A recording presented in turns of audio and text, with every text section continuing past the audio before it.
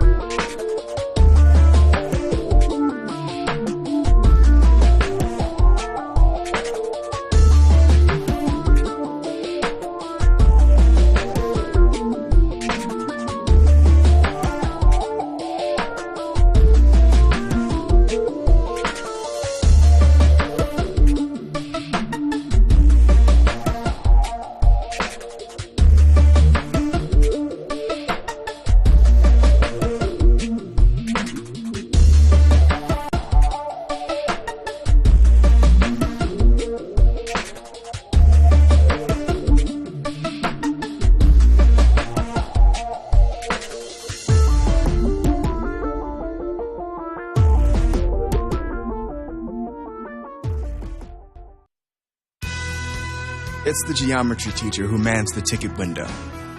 It's the kid in grade school who paints her face blue and white before every home game.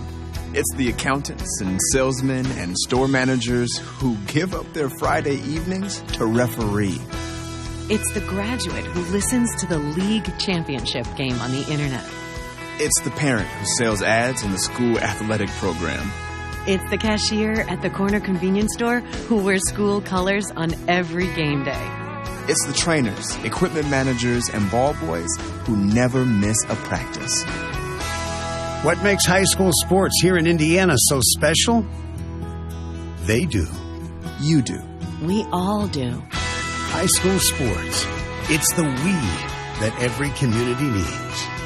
This message presented by the Indiana High School Athletic Association and the Indiana Interscholastic Athletic Administrators Association.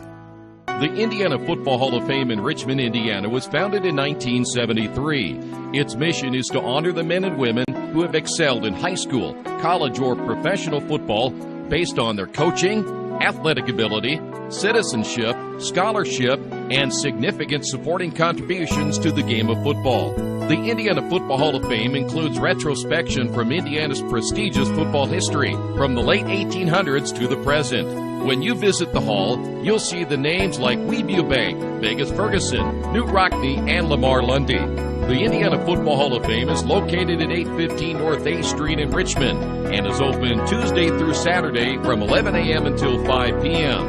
There is no entrance fee and donations are appreciated. Take time to visit Indiana football history at the Indiana Football Hall of Fame.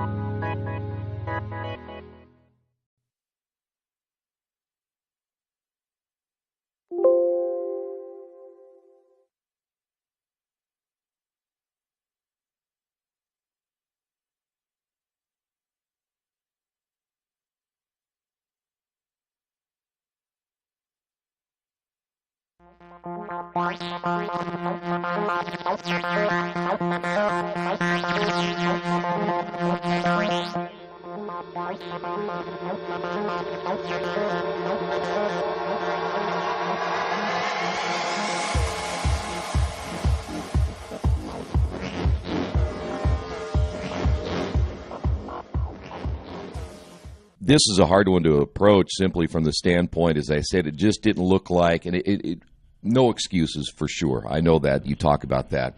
Got there a little bit late. The routine wasn't exactly the same, but it didn't seem like the team was quite ready to go. And when they got off the bus, did you kind of have an indication that maybe things could be long that night? We did. You know, you mentioned we got there late. There was a lot of construction, and I'm not sure what happened, but we got there late. But that's, you have to adapt to whatever goes on. I didn't think our kids – as we told our kids, they're playing in the cold weather. Yeah. They're dealing with the elements just like us, and they don't seem to be having problems. We didn't have a real good bus ride up in terms of our conduct on the bus. I don't think we were focused. I think we were messing around too much on the bus. We got off the bus late, obviously, got warmed up, ready to go, but I just don't think mentally we were prepared to play. I don't know if some kids were thinking about Connersville. To be honest with you, I really don't know. We just didn't play well. Again, that comes back on me. We didn't have them ready to play. We didn't have a real good week of practice, to be honest with you. And as we told our kids after the game, when you don't have a good week of practice, you don't have good focus on your bus ride, you are worried about the elements. Yeah. Those three things, along with not being physical and playing a more physical team that just beat us up front on both sides of the ball. We didn't do a good job of the two most basic things you got to do, which is block and tackle. We were just talking about the Michigan Wolverines, who blocked and tackled and played well. So we did not do those kind of things. So wasn't a good game for us on either side of the ball. Maybe one of the lone bright spots was Gage Peterball punted the ball pretty well. He dealt with the elements on dropping a couple of punt snaps, but overall punted the ball well and kicked the ball well. So that was the one bright spot I think we could take out of the game. Yeah. What was interesting is that even from the center quarterback, and I don't know if it was a slippery football at times, but both quarterbacks had to deal with that, and I don't know if they just took their eye off the football or what the case may be. That was kind of a factor as well, just getting that offense rolling, but there were a lot of miscues like that. There were. I can remember one bad snap that was legitimately a bad snap. Other than that, we've got to handle the football no matter. Again, they're dealing with the same elements as us. They're dealing with a wet ball. We're dealing with a wet ball. They handled it. We didn't. And as we tell our quarterbacks and our centers all the time, we can't do anything without the football. Yeah. So the quarterback-center exchange, no matter whether in shotgun or under center, is the most important start to the football play. So we didn't do a good job of handling that. And we couldn't get the running game going. Wyatt made some 2 to 3 decent runs, but that was mainly on his own. Number 90 and number 98 were studs up front for them defensive line-wise. We didn't handle their linebackers blitzing sometimes on some of our pass plays. And overall, defensively, we didn't do a good job of tackling number 12. As we told our kids after the game, we don't come up with this stuff out of thin air. We need to tackle number 12 low. You can't take him on high. There were times that, unfortunately, we were avoiding tackling him. Didn't hit him low. And we also talked about 21 going over the top, and as he did. So we just didn't do a good job of following through, didn't have a good week of practice, and as we told our kids, we need to take this game and flush it down the drain because there's nothing more than we can do about that. So you really don't look at it much now, do you? Just as a staff, we watch film. I have notes on what we didn't do well, and we'll talk about those things tomorrow with our kids. Normally, we bring our kids in on Saturday, but as late as we were getting in last night, Friday night, and we had several of our kids go to the Indiana State homecoming game. Mr. Allen, who's a great guy who played here and played at Indiana State, had a lot of our kids over, so we were missing a lot of starters. And we usually give them one Saturday a year off. This happened to be the Saturday, and it worked out that I'm not sure it would have been a good film viewing session as it was. Well, the regular season is behind us, and now we're going to think about the tournament. Before we talk about, we'll take a break here and talk about Connersville here in a couple of moments. You did make a change at quarterback. Was that just try to get things rolling because Zach was having a tough night? It was. He was having a tough night. Mentally, I'm not sure he was into it as well as he could have been, and he was hurting. I think he banged his knee a little bit. He had an issue with the hand, and obviously we were having trouble with the catching the snap, so we put Alec in, and we had trouble with some snaps with Alec as well. So that was that. I don't think there's going to be any, in terms of our quarterback, I don't think there's going to be a change or anything like that. I just think both of them struggle a little bit, and again, we let the elements get to us. Yeah. I'm not going to have you go through the entire regular season, but how would you categorize the regular season now that it's behind you? The coaching staff got together today. We were watching film of our first game with Connersville, and you can see improvement from the first game until now. But there, in terms of categorizing what went on this year, we kind of shot ourselves in the foot on several occasions throughout the year with penalties, with blown assignments, not being disciplined. Those are things that obviously I've got to do a better job of conveying, getting that thing going in the right direction of those things. There was improvement. We have, and it didn't show this past week with Kokomo. I think we've become a little bit better blocking team, a little bit better tackling team. But our numbers, because of our lack of numbers, it's hard to practice full-on tackling because of the lack of numbers. I think there were games that we were winnable that we didn't win. Obviously, going back to the Anderson game, we were in the McCutcheon game at one point. Those were, Anderson obviously being a tough loss. That's a game that we let get away from us probably. But I think the kids have battled all year. This past game against Kokomo, I'm not sure that we battled the whole game, which is very disappointing as a coach. So hopefully we can have as we told them after the game, practice is important. Commitment level is important, and we need to have a better commitment level to what we're doing, a commitment level to the football program, a commitment level to getting better.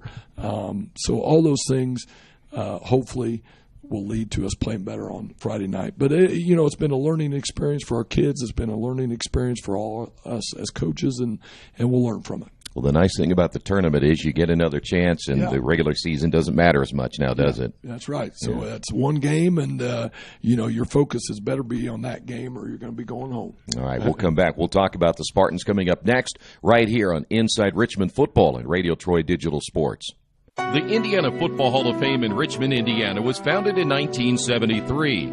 Its mission is to honor the men and women who have excelled in high school, college, or professional football based on their coaching, athletic ability, citizenship, scholarship, and significant supporting contributions to the game of football. The Indiana Football Hall of Fame includes retrospection from Indiana's prestigious football history from the late 1800s to the present. When you visit the hall, you'll see the names like Weeview Bank, Vegas Ferguson, Newt Rockne, and Lamar Lundy. The Indiana Football Hall of Fame is located at 815 North A Street in Richmond and is open Tuesday through Saturday from 11 a.m. until 5 p.m.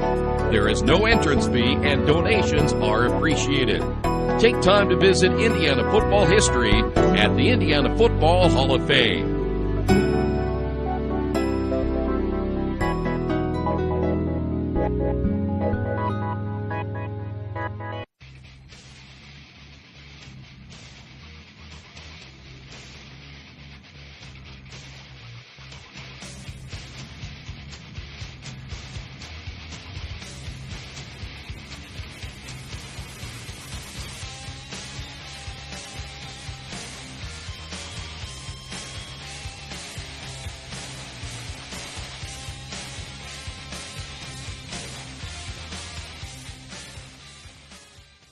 Well, it's another Friday night. The regular season, as we mentioned, is behind us. We have a rematch with the Connersville Spartans back in Connersville again for the second time.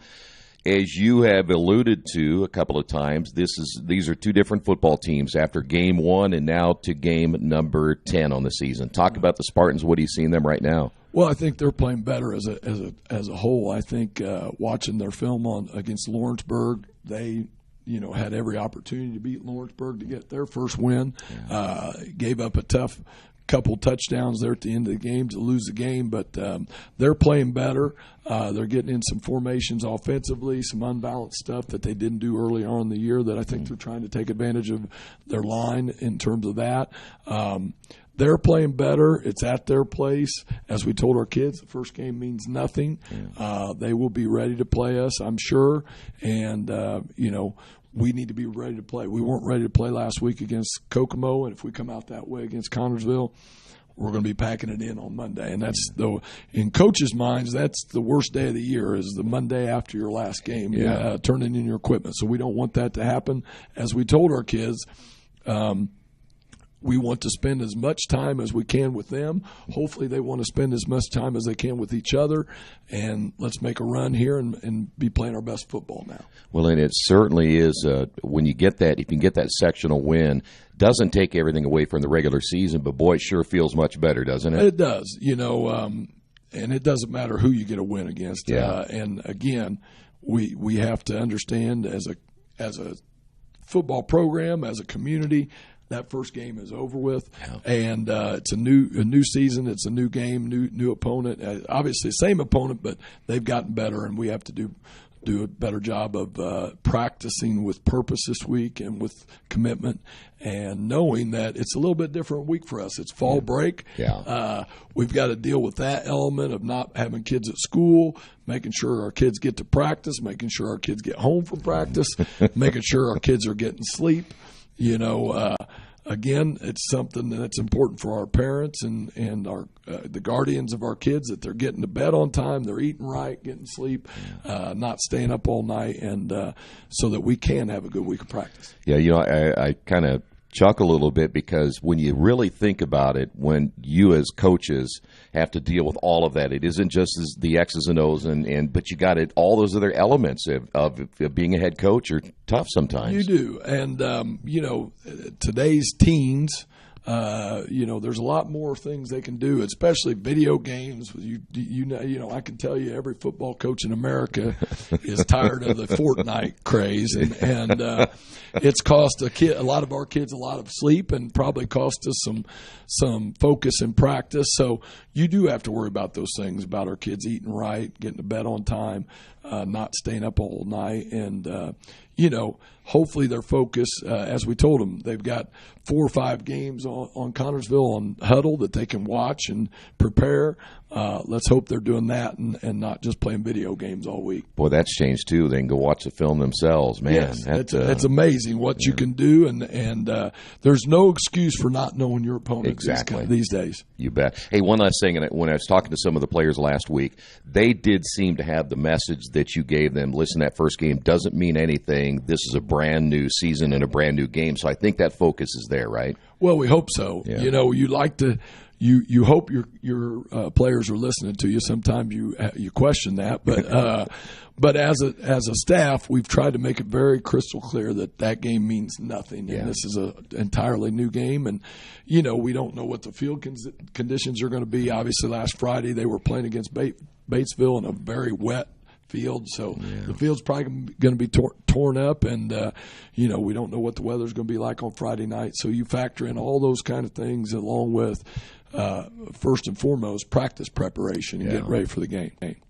Is this your course schedule for the fall? Yep. Let me see here. English, good. World history. Oh, I love world history. Baseball. Wait, baseball? Baseball isn't a course, honey. Well, sure it is, Mom. High school sports are about so much more than winning and losing. They teach lessons that can't be taught in a classroom, like accountability and self-discipline, the value of teamwork. I may not be earning a grade, but I'm learning how to compete later in life. Isn't that what getting a good education is all about? Yes, of course it is. I was just testing you. What can teenagers here in Indiana learn from participating in high school sports? Plenty, as it turns out.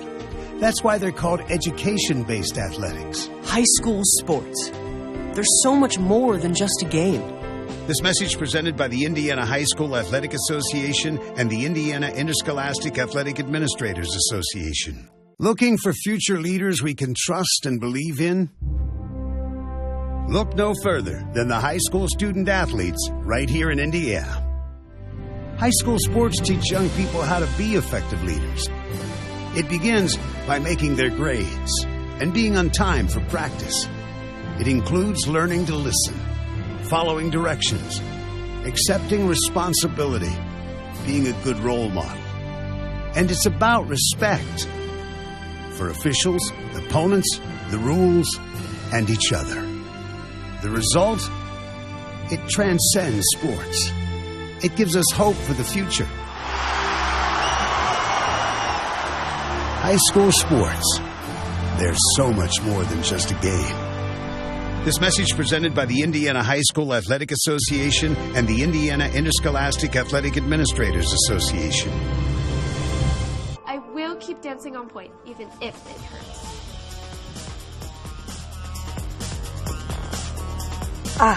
My arm is killing me. I don't know if I can pitch another ball. But I'll just play through the pain anyway.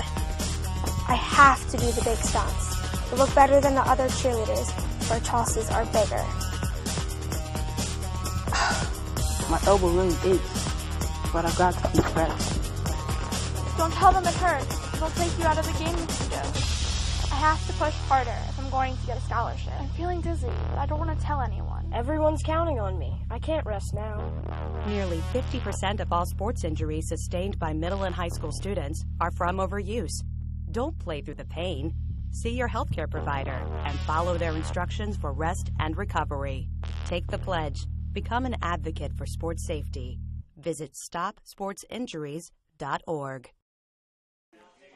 We're back once again here in Connersville as we get set for tonight's matchup, the first round of sectional play. Troy Darengowski along with Brendan Evans. And let's go and talk about the keys to this one here tonight. It's pretty simple that you win, you advance, you lose, you pack up your equipment coming up on Monday. So we mentioned already that both teams have struggled this year. The Red Devils, I don't think they got better toward the end of the year, but that may be simply because they made the change at quarterback and they're still trying to work out all the bugs there. But they didn't play well last week. In fact, looked like they didn't even get off the bus, as the coach talked about a little bit ago. They've got to be ready to play tonight because you know as well as I do, you get a sectional win now, it certainly doesn't make up for the entire year, but the sting goes away a little bit, especially when you can beat a rival like either Connersville or Richmond. Well, one of the biggest things for me is whether Connersville can shake off the season and move on and try to get more into the game, the flow of the game, I guess I could say. And then Richmond, whether they can realize that this isn't going to be an easy game, that this is going to still be a fight. They want that first win of the season, and they ain't going to give it up easy. I talked to a lot of players, and a lot of them were like, well, it's Connersville. Yeah. It's not that anymore. It's Connersville, yes, but it's now sectional play. It's a whole different ballgame. It's a whole different team.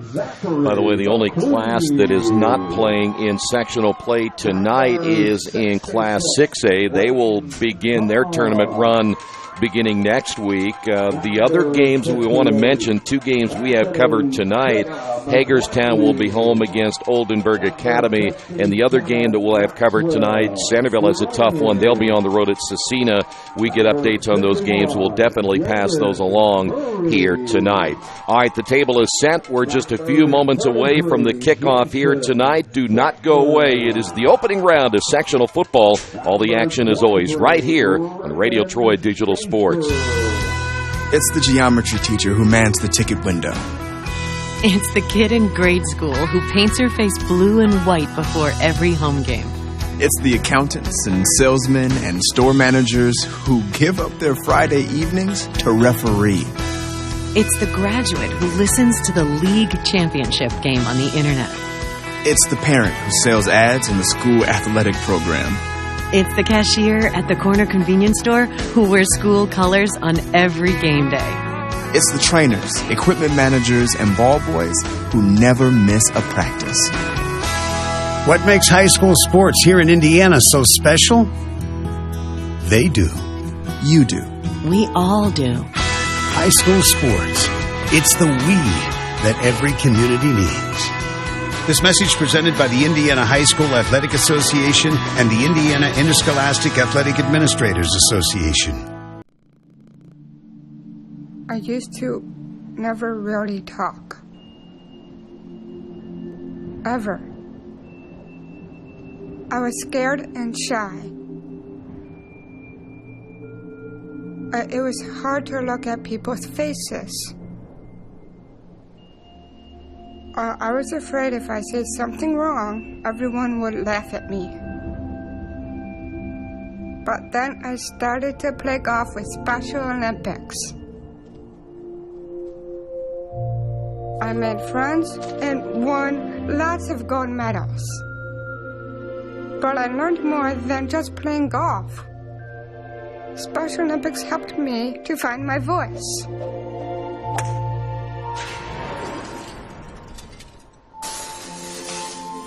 And now everyone else is speechless.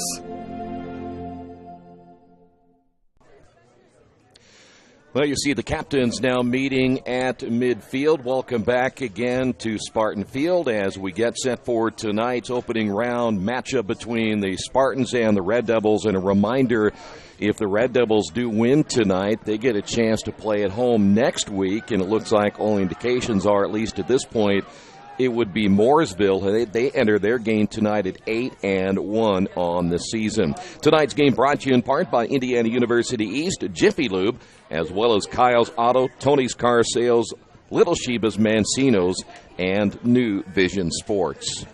All right, Spartans will be in their all red here tonight. Red Devils are going to get the football first here this evening, as the Red Devils will attack from left to right here in the opening period of play, and we're about ready to get this thing underway. You know, they call this Upset Friday, though I looked at some of the games throughout the state. There are not very many gigantic games like you generally would see, but you're going to, at some point, see somebody get knocked off tonight on an Upset Friday, and we anticipate that something's going to happen that'll shake things up around the state of Indiana in the 5 classes that are playing here tonight. Trayshawn Jones, one of the 2 deep men, and this will be an onside kick right out of the chute, and the Red Devils will have the football in excellent field position. Bryce Brown, they're anticipating perhaps an onside kick, and the Red Devils will have the football at the 47-yard line. So, well, hey, when you're 0-9, why not do something gutsy early? Right, well, the way that the kicker ran up to the ball kind of gave hints that he was going to onside kick it. He wasn't really running up like he was about to boot it all the way around across the field. But yeah, he didn't sell that very well, did he? No, he did not. All right, Zach Hill, who again had a rough night last week, the starting quarterback. Holguin, one of the 2 receivers in the lineup now for the Red Devils. The other one, Trayshawn Jones, split wide to the left. Bryce Brown to be the tight end to the near side. And again, the Red Devils always working out of that shotgun. It'll be Bird over the left side. Bird finds a nice hole across the 50, very close to the 48-yard line. And a good start for Wyatt Bird. And again, Richmond always wanting to establish that running game first. And with Wyatt in there, you certainly have every opportunity to do so. As small as he may be, he is a very, very tough runner to bring down. And what I said in the pregame, Troy, is very true in my opinion. They can go either to the air or on the ground. Both will be effective. Either way, we've got a penalty flag here, and it's going to go against the Red Devils. Now, here it is, Brendan, as I've said it time and time again, there's no excuse now. You're deep enough into the season where you shouldn't be making a mistake like that. You get penalized after a nice run. You basically are starting over. Again, it's 2nd down and 10 instead of possibly 2nd down and 5. You can't make those mistakes. You might be able to get away with it tonight eventually, but if you look to next week, that's probably not going to be the case. So 2nd down and 10 now. They'll fake the handoff, throw over the middle, and it's incomplete. Trayshawn Jones was the intended receiver, but nobody home to catch that one. It might have been a little bit out of his reach. Now, the one knock, I should say, on Zach is the short game. He has a little bit of a difficulty with his accuracy. Right, that's going to be a huge thing for Richmond coming in. They need to avoid the 3rd and long situations. They have to get it 3rd and 1, 3rd and 2, or... Yeah, the 3rd and long is where they're at right now. 3rd down and 10. Red Devils go 3 wide. Handoff to Bird over the left side. Bird is going to get close to a 1st down. That's a 10-yard run as the Red Devils able to find some running room over the left side. And let's see where they're going to spot the football. It's going to be now, well, they're about a yard short of the 1st down. So now you're looking at 4th down and 1 right here, and he wasn't down by much. In fact, boy, you look back at the replay, that looked like he really should have gotten there unless they thought his knee went down before he got to the yard marker.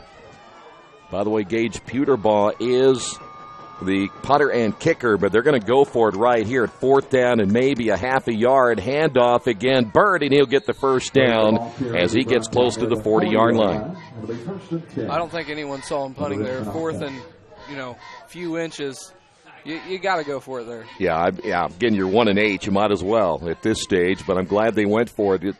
Hey, you know what the bottom line is to me? If you can't pick up a half a yard in your running attack, then you got some real issues. But the Red Devils did that time. All right, once again, Bird in the backfield. Trayshawn Jones to the left. It'll be hash mark left. Jones in motion. They'll fake to Jones. Hand off to Bird. Bird breaks a couple of tackles and still able to get some yardage. And he was possibly going to be dropped right there. So he's going to get a couple of yards, though, again, it looked like he was going to get dropped for a loss. Call the 39-yard line. That'll bring up 2nd and 9. Yeah, it was Big 74 who had a chance to get him. That was Zachary McQueen, but McQueen couldn't wrap him up. The nose tackle at 5'8", 255 pounds. 9:25 to go. Opening drive of the ball game here from Connersville. Opening night of sectional play. Here comes the blitz. Look out. Zach got hit from behind, and nobody there to pick up number 18 off of that right side. And that's your blind side for your quarterback right there. Boy, when we watch that, nope. In fact, he went right by the tackle on the left side. It wasn't even close. Which I believe the tackle on the... Nope, that's the right side. My bad. Well, they had number 30, Brenton Thomas, lined up on that side as the tight end. He even had an extra blocker and got through. That's just a good play. That's like a J.J. Watt. Well, I'm not sure if Branton was confused on who he was going to go tackle, but that led to a sack as Zach will throw to the near side. Ball will be caught as Richmond throwing to, again, their H-back tight end, Bryce Brown. Now, Troy, that's a problem I have. It's 3rd and long. Why are you going to throw a screen? That's a good question. You want to throw it toward the yard mark. I'm not sure. Right, even if you just do like a little slant route over the middle like they tried just a little bit ago with Trayshawn Jones, that'll still set you up for 4th and 2 or 3 maybe, and then you can just run it with Wyatt straight up the middle again. And so now you're faced with 4th and long as not only the sack but the penalty hurting this drive, and Pewterball will come in to punt the football away. Good snap, and the kick nearly blocked as this one will take a Richmond bounce. Out of bounds on the near side. We'll put it around the 13-yard line, and that's where the Spartans will have it 1st down and 10. Well, it's back to mistakes that hurt the Red Devils on that opening drive. Again, you have the penalty, then you turn around and you have a huge sack like that, and that will kill a drive every time. So we'll see the Spartans take over. Adam Kelly, the freshman quarterback, 6'1", 170 pounds. And this is a better Connersville team than we saw at the beginning of the year. Their numbers have proven that in some of the scores they've had this season. They've let a couple of their games get away. Hand off to the second back through in the hole. That may be Beckman on the carry. And it's number 33, Beckman again. Had the lead blocked by Landon Serqua. He goes about 205. Their offensive line is actually not too bad when it comes to size. They go 260, 230, 220, 220, and 185 is their smallest of the 5 guys up front. So now it'll be 2nd down. You said 180-something, but he holds his own against Blaine Pierce. Yes, he does. 2nd down again. We'll work this one out of the shotgun formation, and a little mix-up. Kelly was working out the backfield along with, looked like number 15 was back there in the Wildcat formation. That was Gavin Lynch. So they tried to catch the Red Devils off guard a little bit there, but what happened was Lynch ended up tripping Kelly as he got the football on the handoff, so it's going to be 3rd down. And we're going to see Kelly go back under center once again, and they'll try to run it one more time. Beckman to the outside, and he's going to be short of a 1st down. Trayshawn Jones coming up to make the stop also there for the Red Devils. We keep an eye on number 30 throughout the night as well, and Brenton Thomas. Very, very active on defense.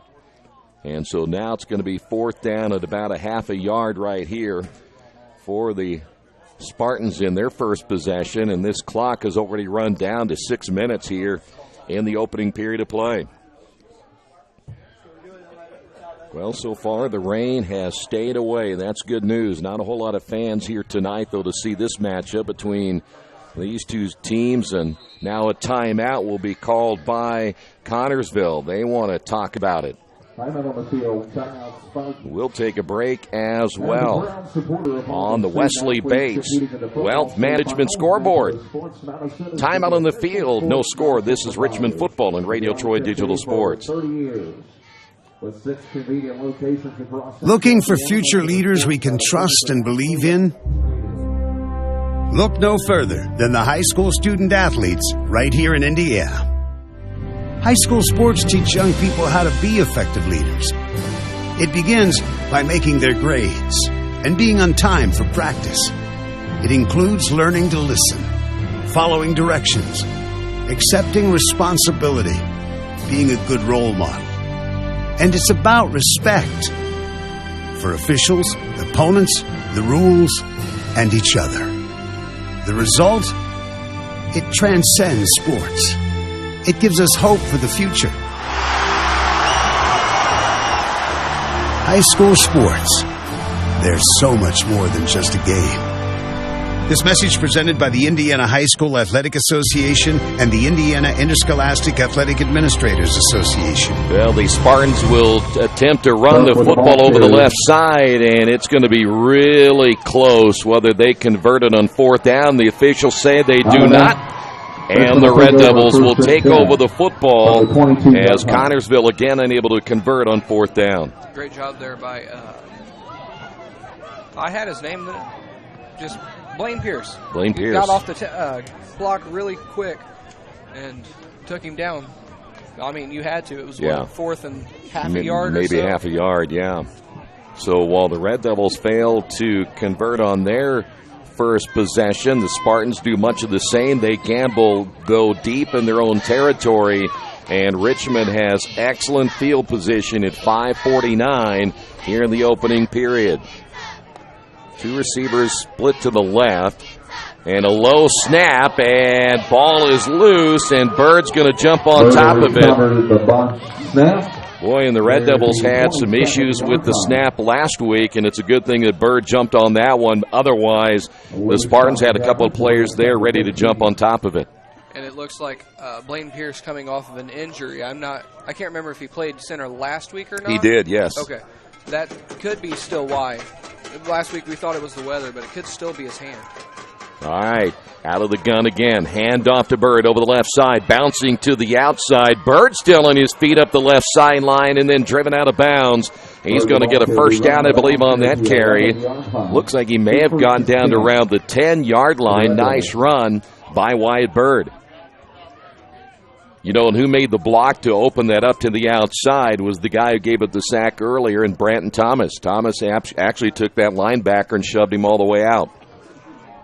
So now the Red Devils have it first down as the handoff again. Bird up the middle. Bird has a whole touchdown, Richmond.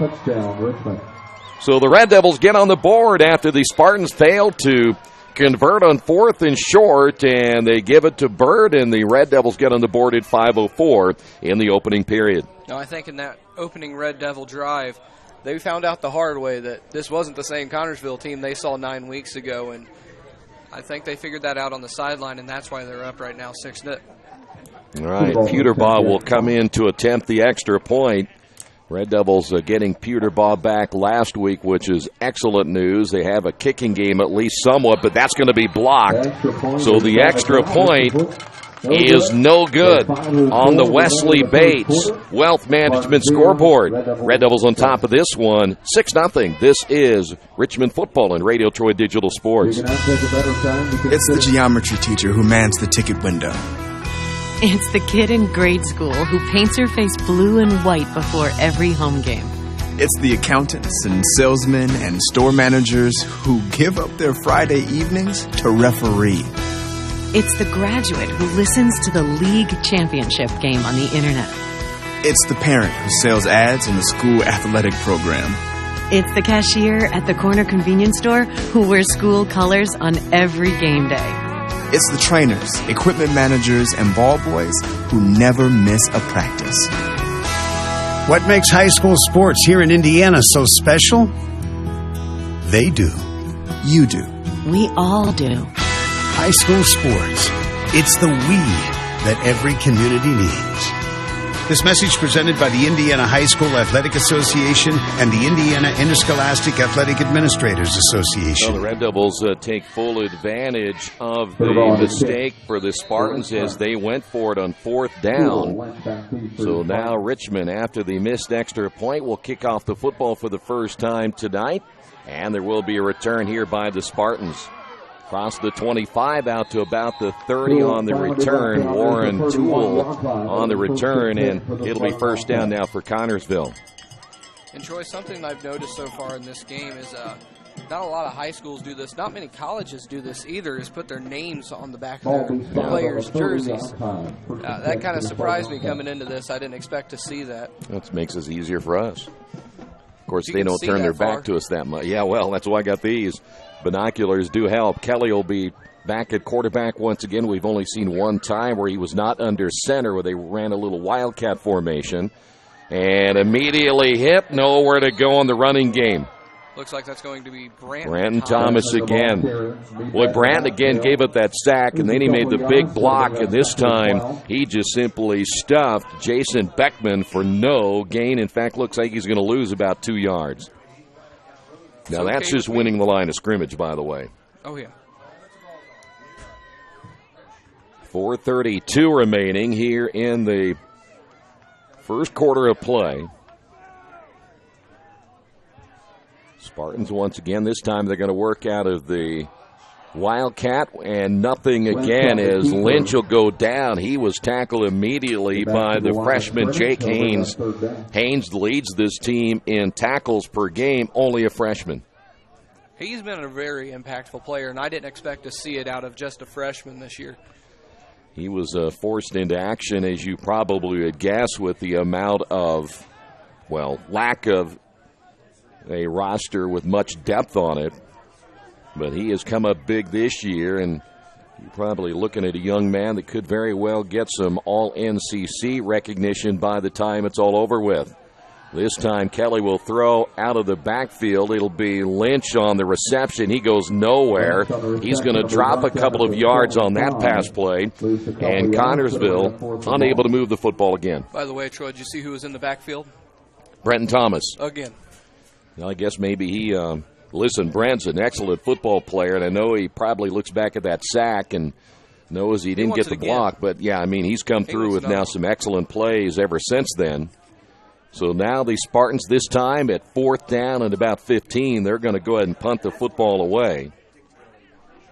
3:04 remaining. That one is a kick that's going to be a line drive kick, and it'll be Trayshawn Jones at the 50, and he'll get to about the 47. And Richmond again with excellent field position here in the first quarter.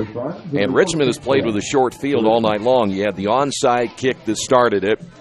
You had the first possession for the Spartans in which they didn't convert on 4th down, and now you have this one. We haven't had to look left at all so far tonight. Everything's been in front of us and to the right. Because the wall's blocking the right side. I know. You're going to have to look around. You have to have a rubberneck tonight. Bobbing and weaving. 2:54 remaining, and here's Bird over the right side. Bird inside the 45, driving those legs, and he's going to get about 4 yards on the carry. And when Wyatt gets those legs going, he's a tough one to stop. And Richmond able to keep the football on the ground. They've only thrown it, one time, and that was the incomplete pass to Trayshawn Jones over the middle. Yep. Which they haven't needed to pass. Not so far, and I'm pretty sure Coach Lewis, if he could just run the football all night long, he would do it. 2 receivers split wide to the left, hash mark to the right, hand off Bird. Bird trying to find a hole, gets inside the 40. It's going to be short of a first down. Very close. You know, you watch Bird run, and the thing I noticed that time is he really is very selective on where he wants to go with the football. His head's looking to see where the block might be next. He just doesn't run into a big pile of bodies. 1:55 to go. Kind of reminds you of a Le'Veon Bell. Yeah, Bell does that a lot. I was trying to look for the word. He's your guy, isn't he? Wow. Maybe. Here's the handoff. Bird up the middle. Finds a hole. First down and more, and he'll finally be brought down, but not until he gets another first down. Beckman on the stop for the Spartans, but all the way to the 25-yard line. And Richmond again knocking on the door here in the first period. You made the Le'Veon Bell comment. I just wanted to point out that I drafted James Conner first round in my fantasy league. Only because you didn't think Le'Veon was coming back. I don't want him to come back. James Conner has outperformed him, and look at last season. He's outperformed him every game so far. 1:18 remaining. Red Devils on the march here in the opening period, and there's a flag down, and there's the second penalty on Richmond. Well, they had Holguin in motion from right to left. I'm not sure who moved. Let's see if we can pick up who moved up front here. The left guard, it looks like. Yeah, it's the left guard. Well, actually, it could have been Gamboa as well. I think we saw his tail end move there as well. So here's the handoff. Bird, right side. Bird, 25, down near the 20-yard line. The ball carrier will be brought down by Lynch and Murray. And right now it is the Bird show. And this O-line, they just have to be focused. They've proven they can get the job done, which is no doubt in my mind. But they just need to focus. They can't be taking stupid penalties like that. Yeah, well, that's two they've had. It killed the first drive, that along with the sack, but so far they're in good shape here. It's 2nd down and 5. Red Devils work with 2 receivers to the left once again, and Bird will be the lone setback, and Bird's going to be the workhorse again. Blockers to his left and dives ahead. He'll get to near the 16-yard line. That is going to be very close to the first down, but I think he's going to be short. And I can't tell if it's a penalty marker or what next to Coach Lewis, but there is a yellow. Well, we'll put a flag down just in case, and it looks like it is a pink marker. Illegal shift. Well, whatever it is, that's a pink flag. They're going to say an illegal shift on the Red Devils, so that penalty will back them up. Negate the run, though, by Wyatt Bird. It is still 2nd down, though.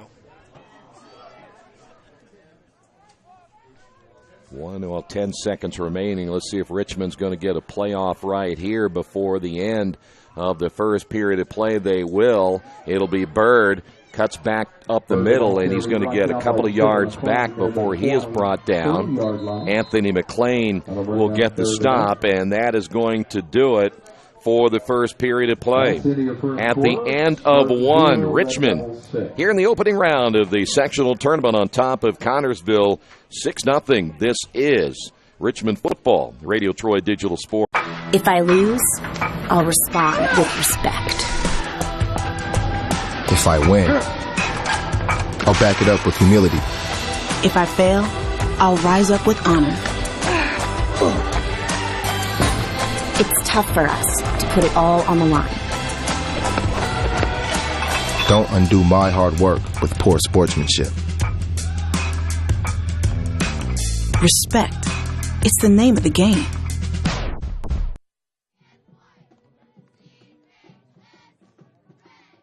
On top of this one, 6-0.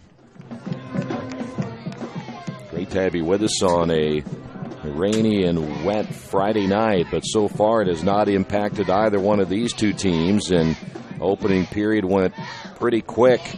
The way that the Red Devils been able to run the football, Spartans a running football team as well. That's certainly a formula for a quick period. Now at this point, do you try to get the first down all the way, or do you focus more on getting it towards the middle of the field and setting up a field goal? I am going to try to get a first down somehow, some way. And Zach will throw. Ball is caught, and Holguin gets hit immediately. Holds on to the football. He's going to be close to that first down.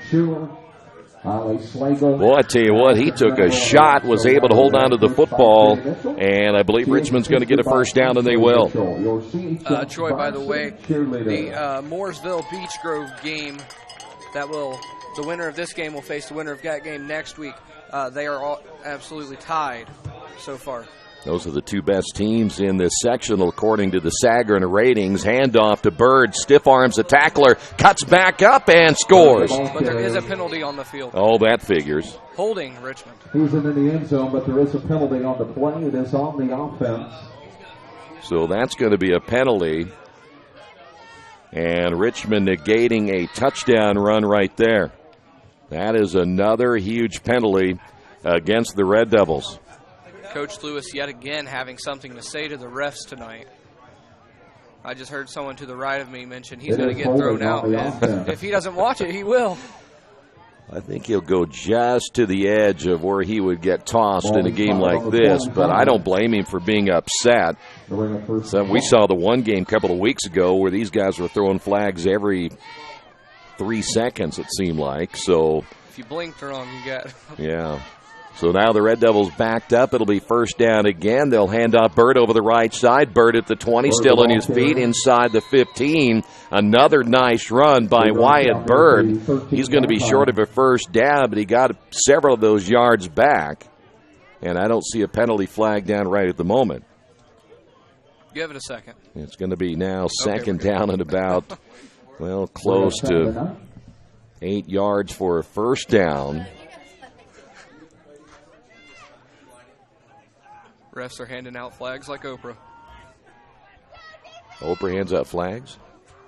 She may have to start. She's running out of things to give away.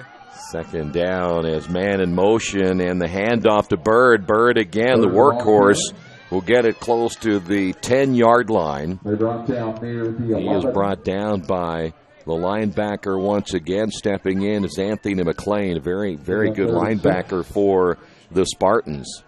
It really makes you think all but 10 or 11 yards that the Red Devils have so far have been from Wyatt Bird? Yeah, I was going to say he's done most of the work other than, the one pass you had to Holguin. Well, and then Bryce Brown had the one reception earlier. But here is Bird again, starts right, bounces to the outside and scores this time, but I don't see any flags down on third down. It's an 11-yard score, and the Red Devils now lead this one 12-0. I don't think so. I think I saw the same thing you did. The ref threw the football up, and I thought it was going to be a... The way the light hit it, it looked yellow. 9:59 remaining here in this one. The Red Devils will go ahead and go for it right here. They missed the extra point earlier. Handoff Bird again, and he will not make it this time as Zachary McQueen will get the stop. But the Red Devils on the Wesley Bates Wealth Management scoreboard, it's another touchdown by Wyatt Bird, and Richmond on top of this one, 12-0. This is Richmond football and Radio Troy Digital Sports. Looking for future leaders we can trust and believe in? Look no further than the high school student athletes right here in Indiana. High school sports teach young people how to be effective leaders. It begins by making their grades and being on time for practice. It includes learning to listen, following directions, accepting responsibility, being a good role model. And it's about respect for officials, opponents, the rules, and each other. The result? It transcends sports. It gives us hope for the future. High school sports. There's so much more than just a game. This message presented by the Indiana High School Athletic Association and the Indiana Interscholastic Athletic Administrators Association. Red Devils kick off the football. Pewterbaugh will drill this one out of bounds. So that'll be a penalty against the Red Devils. We'll see if the Spartans are going to just take it at the 35. That's going to be their best field position of the night thus far. Their offense has struggled running the football here this evening. So Connersville will have it at the 35-yard line. By the way, we can, I'm seeing people's comments coming up. We can read your comments. A lot of people cheering for the Red Devils tonight. And every once in a while we get a peek and see who's watching the game. You might even just send us a note where you're watching tonight's football game from. First down and 10. Football again at the 35-yard line. Kelly, the keeper, in the option. And to the outside, big gain on the carry. That is Jason Beckman. And Beckman will get the first down. Biggest run they've had of the night. Boy, I don't know about you, by the way. The rain is starting to come down pretty decent here. I don't know about you, but they sold the fake pretty well. I think it was Branton Thomas had him right at the line of scrimmage, but they just whipped around and tossed that football out. And I'm like, what's going on now? 9:33 remaining. First down again for the Spartans. They'll misdirect, and Serqua gets the call. Serqua finds a nice hole down to the 46-yard line. Wyatt is not a senior. Wyatt is a junior. Makes you feel comfortable having Zach Hill only a sophomore, Wyatt going to be a junior, both going to be in our backfield next year, along with Quavion Allen. He's still just as junior as well. Yeah, rain is, as you said, coming down here now in Connersville as the Spartans will have it second down and about a long 4 here as they'll run it up the middle again. And it looks like Beckman on the carry. I think he's going to be short, though.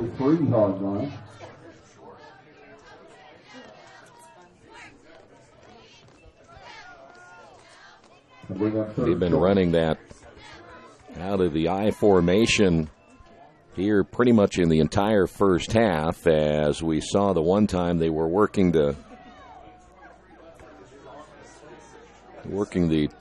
Wildcat. Yes, you can. You'll watch him next year. It's going to be third down at about a yard here for the Spartans, and the big fullback gets the call on the first down. Big 42, Landon Serqua, 205 pounds, though he's a tough runner at 5'11". And another first down for the Spartans. This now by far their best drive they've had so far here tonight.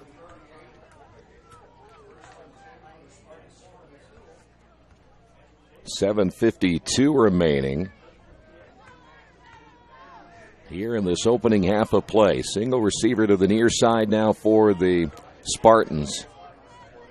Now they're going to work again out of the Wildcat formation, and they're going to hand it off, and Lynch, I don't know why you'd run that play.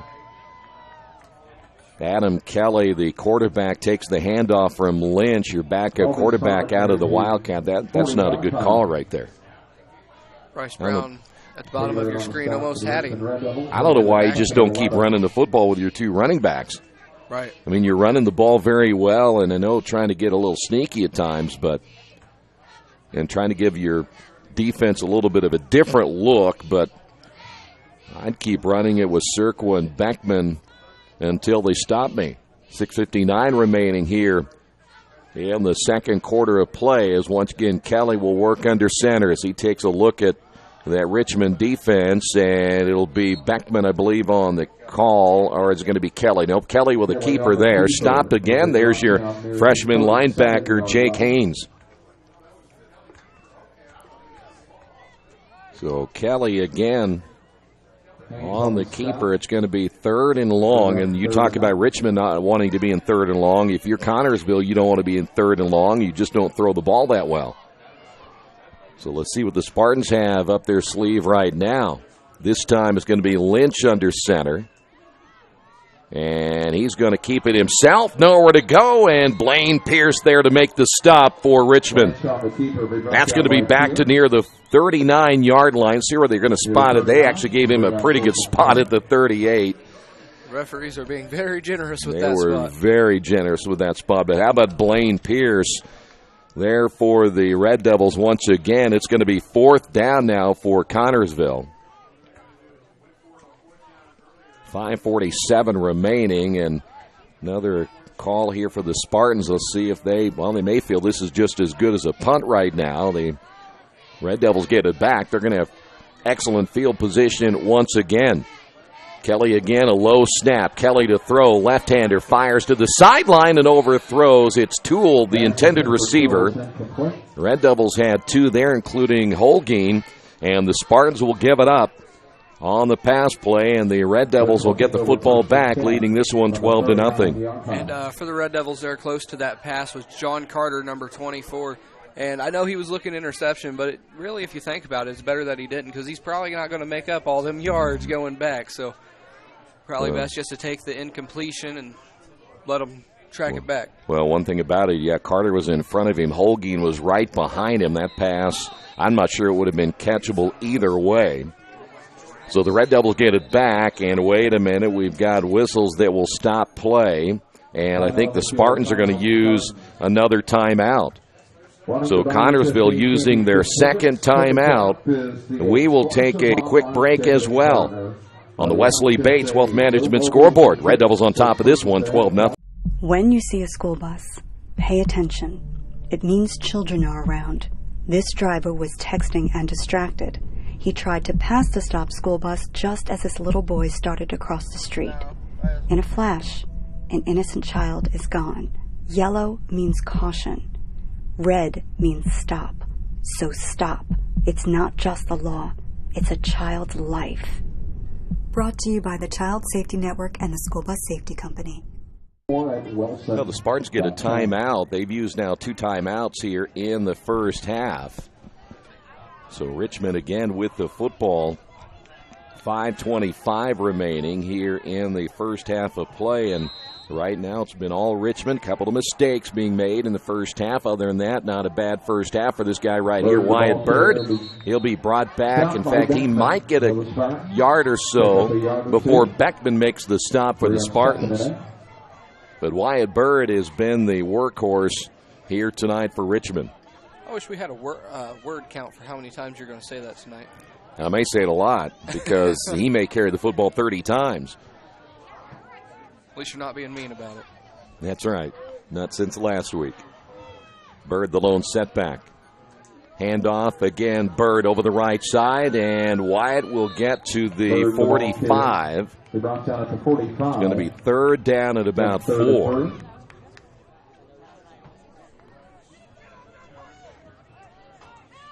Red Devils have Holguin now to the near side along with Trayshawn Jones. And, boy, Bird hasn't come out of the ball game yet as far as what he's been able to produce on offense. And as long as he continues to produce, I have a feeling he's not coming out at all. He's going to get the carry again. Beckman grabs the jersey, and Beckman's going to throw him for a loss on this one. Back to about the 41 or 42-yard line. And nice defensive play by Beckman. It'll be 4th down and about 5. Maybe closer to 6 yards. 4 minutes, and now under the 4-minute mark, we'll put it at the 42-yard line. So Peterball will come in and punt the football away. And there you see Gage right there as the Spartans will drop their man back inside the 30. A high snap over Peterbaugh's head, and Gage will have it blocked, and it's going to be picked up by one of the return men. One of the linemen has it for the return inside the 10. Big number 74, Zachary McQueen, and the Red Devils make a huge mistake on special teams. I'm not sure why Peterball even tried to punt it there. He had people in his face all around him. Maybe should have just downed it right there. Wow. Yeah, well, either way, it was a disaster on special teams, and Richmond having another issue with that quarterback snap. We saw that a couple of times last week, and so now the Spartans will have the football 1st and goal inside the 10-yard line. Split backfield behind Kelly, the left-handed quarterback. Kelly will hand off to the fullback. Nobody's going to keep it himself and score. Kelly with the keeper and the touchdown for the Spartans. Well, Troy, it looks like we're going to have a decent game tonight if things keep going the way they are. And really, that bad snap was, well, this rain is starting to come down a lot heavier now than it was earlier. So maybe from that. By the way, the Red Devils, they generally, when they give up a play like that, the other team always seems to come back and score. And that's exactly what happened right there. Like the extra point attempt as Lynch, the holder, the kick is on the way, and the kick is good. The Red Devil muffed punt cost them, and the Spartans come right back and score with 3:24 remaining here in the second quarter. The Red Devils see their lead cut down to 5. We're going to keep it here for this timeout. And to remind you, at halftime, we'll hear the commissioner's report at halftime from the Indiana High School Athletic Association. We'll talk about some of the key mistakes of this one in the first half as well. And, boy, we can pinpoint the penalties we have seen. We can pinpoint now the special teams play and the bad snap. We've seen a couple of bad snaps tonight. Red Devils, if they win this one tonight, I think you got to think who they would play next week, whether it's Beech Grove or Mooresville. They've got to find a way to clean this thing up, or next week will be a really long night. You can get away with some of these things against some bad teams, but there's another kick that's going to be recovered. It may be Connersville again. And they got it back. The onside kick again by the Spartans, and they're going to get it again. And coming up with a loose football, Jason Beckman. And right there, you got to let the ball come to you. You cannot go to the ball. It's raining, it's wet, it's nasty out, and you're probably not going to catch that football running into it. Well, I'll tell you what, Red Devils are now right on their heels as this game has changed the complexion big time. Now, we're not sure what has happened here either. Some of the comments we see on the game here tonight from all of you watching, it's not been a whole lot of fun here in the last couple of minutes. I formation, Cirqua is the fullback, Beckman the tailback, Kelly will hand off to his fullback, Cirqua, who got bulldogged to the ground at about the 35-yard line. In on the tackle, Jake Haynes, the freshman linebacker. We say his name a lot for a freshman. We do. That's why he's averaging about 8.5 tackles per game. All right, so now the Spartans, with under 3 minutes remaining, will have it second down. Let's call it second down and 7 after a gain of 3. One receiver split wide to the left. And they will now split that backfield. Kelly's going to stay under center this time. There's some movement up front, and a flag will sail pretty quickly. And that's going to go against the Red Devils. And everything now going Connersville's way. Another big mistake by Richmond. I wonder if it's just the bad weather that kills Richmond. Well, we can use that as an excuse if you like, but they're playing in the bad weather too. So either way, we're all playing in bad weather. Kelly once again split backfield. Kelly will fumble the football, and let's see, Richmond's got it. Allen on the recovery for Richmond. So turnover for the Spartans, and Richmond will get it back. Real quick, Troy, just an update from Beech Grove. We got all tied up in the second quarter. Quavian Allen there for the Red Devils to jump on that loose football. And now the Red Devils get a break here as Connersville will cough it up, and that might be caused by a wet football as well. Bird, the lone setback. And Zach to throw. Ball caught near side, and not much of a gain there. On the reception for the Red Devils, Trayshawn Jones. Bring up a few yards. That'll bring up second and 6. So now it's going to be a gain of about 4, second down and 6. 2:06 remaining here in this first half of play. Spartans doing a nice job getting to the football that time. Hill once again out of the gun. Hands off to Bird. Bird, not much there. May get a yard or so. Beckman in there for the Spartans. Also big 74. Once again, Zachary McQueen. And so now we're down to 1:40 to go. Next week, if the Red Devils do win again tonight, they'll be home. And again, the two teams that they would face are the top two teams in the sectional going at it tonight, according to the Sagarin ratings in Beech Grove and Mooresville. Red Devils again with the rain coming down here tonight. Out of the gun, low snap, and it's going to be Bird again. Bird goes nowhere. He got hit immediately. It was Jaden Murray who got him first, one of the linebackers there, and the Spartans are going to call another timeout, so they have no more timeouts remaining. We will keep it here again for this timeout. We mentioned at halftime if we can find many of the other scores, we'll throw those out there for you as well. You mentioned Beech Grove and Mooresville. They're tied. What was their score, by the way? 14-all. Well,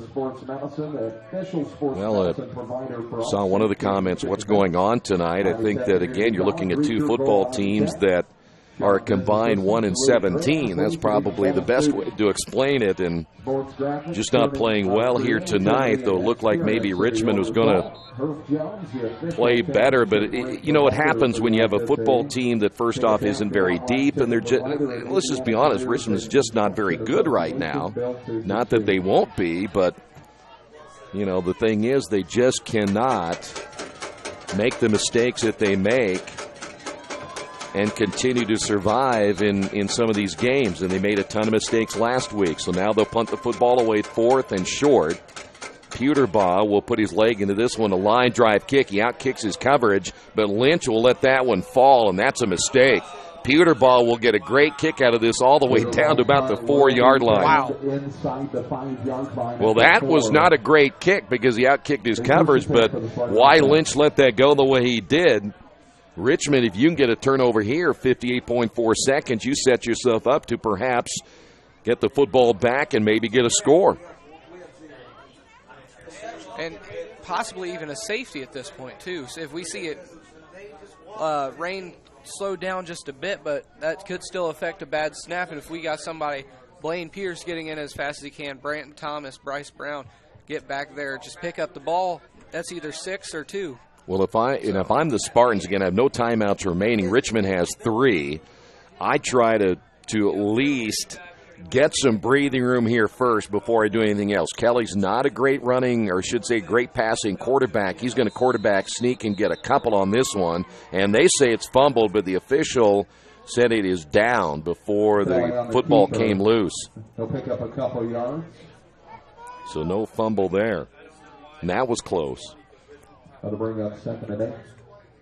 I think that Red Devils are just happy right here, maybe go to the locker room 12-7 and try to correct some of the mistakes that have been made in the first half, as they have not used any of their 3 timeouts they have remaining.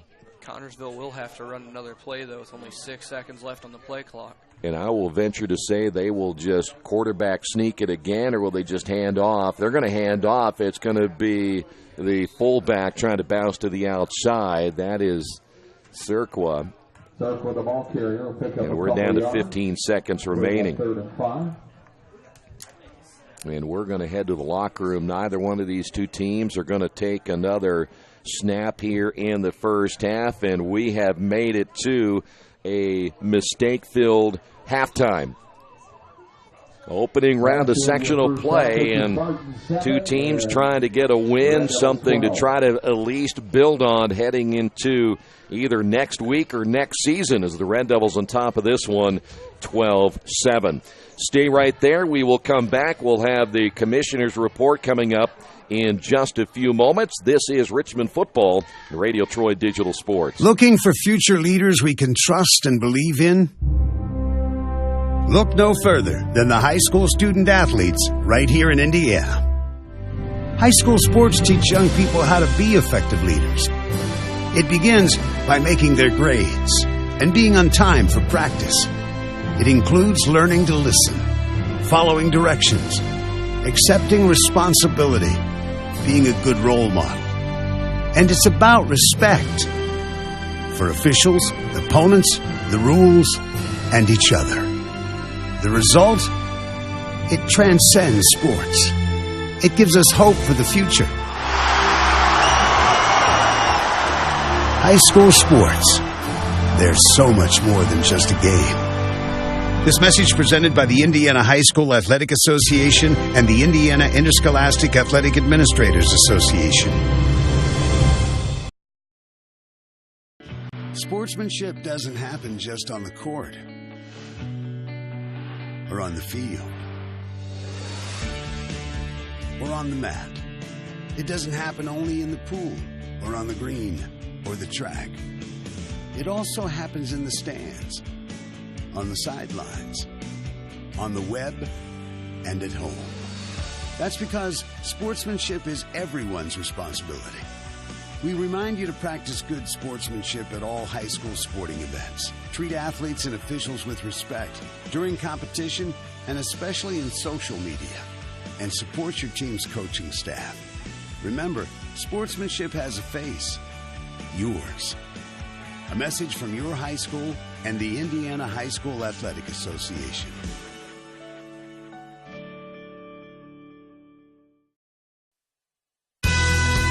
It's the geometry teacher who mans the ticket window. It's the kid in grade school who paints her face blue and white before every home game.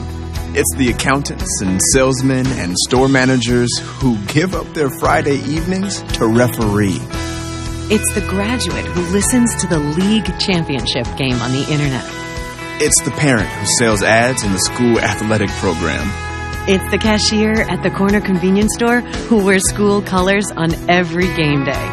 It's the trainers, equipment managers, and ball boys who never miss a practice.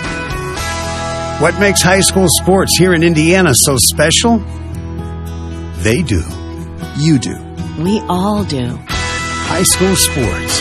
It's the we that every community needs. This message presented by the Indiana High School Athletic Association and the Indiana Interscholastic Athletic Administrators Association.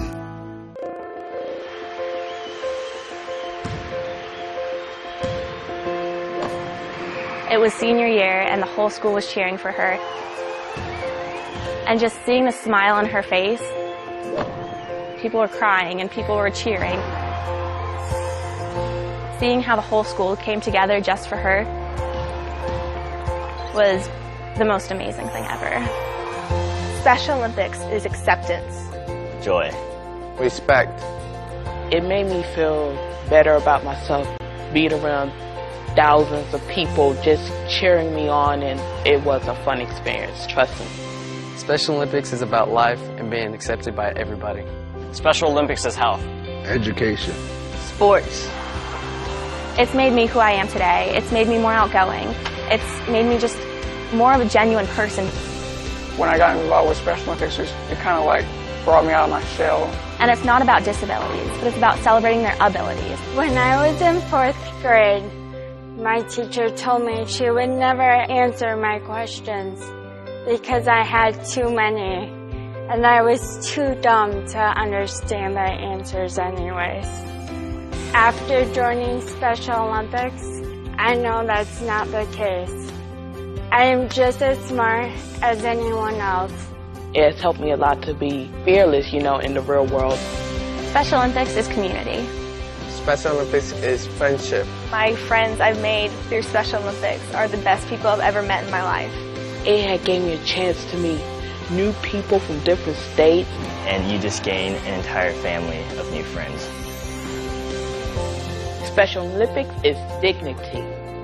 Justice. Empowerment. I truly realize that what I'm doing is for a great cause. I could spend all my time just working with Special Olympics, and I would love every second of it. It makes you feel like a wonderful person, and your life changes forever. I've made a difference. Now it's your turn to make a difference. We are champions together. Making a difference every day.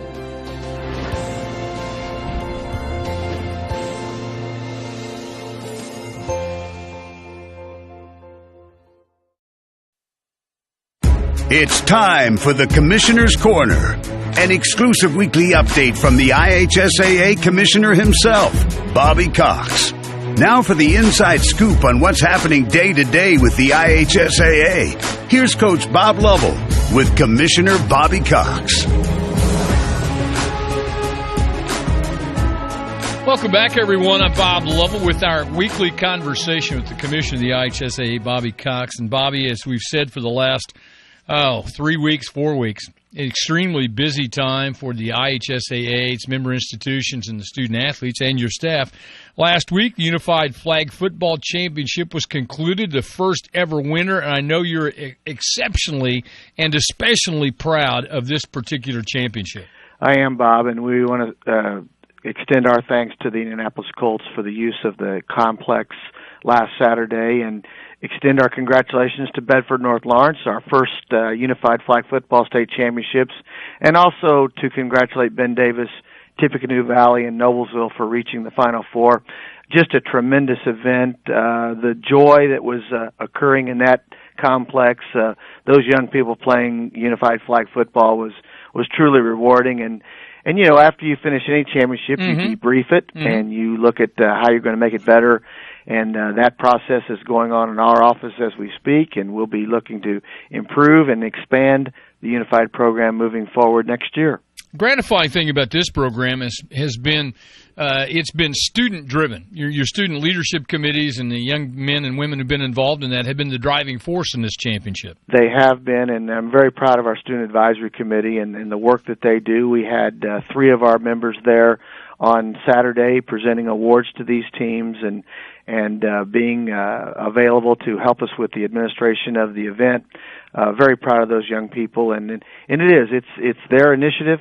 The Champions Together program is being facilitated by our student advisory committee, and it gives those young people an opportunity to demonstrate leadership and prepare themselves for the next level, whatever that might be. He's the commissioner of the IHSAA, Bobby Cox. All right, you're continuing now. You're moving forward. Boys tennis, cross-country, soccer, and first round of the sectionals in football coming up this weekend. Another busy weekend for you. Yes, it is. We concluded also last Saturday our boys tennis team tournament, and congratulations to the Carmel Greyhounds for their 3rd straight championship, and thanks to North Central High School for hosting. Do a wonderful job there with their just an outstanding facility there at the Barbara Wynn Tennis Center. But we also, this week now, we go to singles and doubles championships in boys tennis at Park Tudor.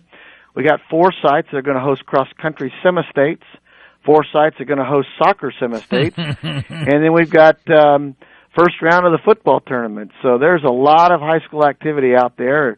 Hopefully our fans will get out. It might be a little damp out there Friday, but we hope folks will get out and support all these young people. And Saturday looks like to be a great day. So we hope that our fans will come and support our schools and our young people playing.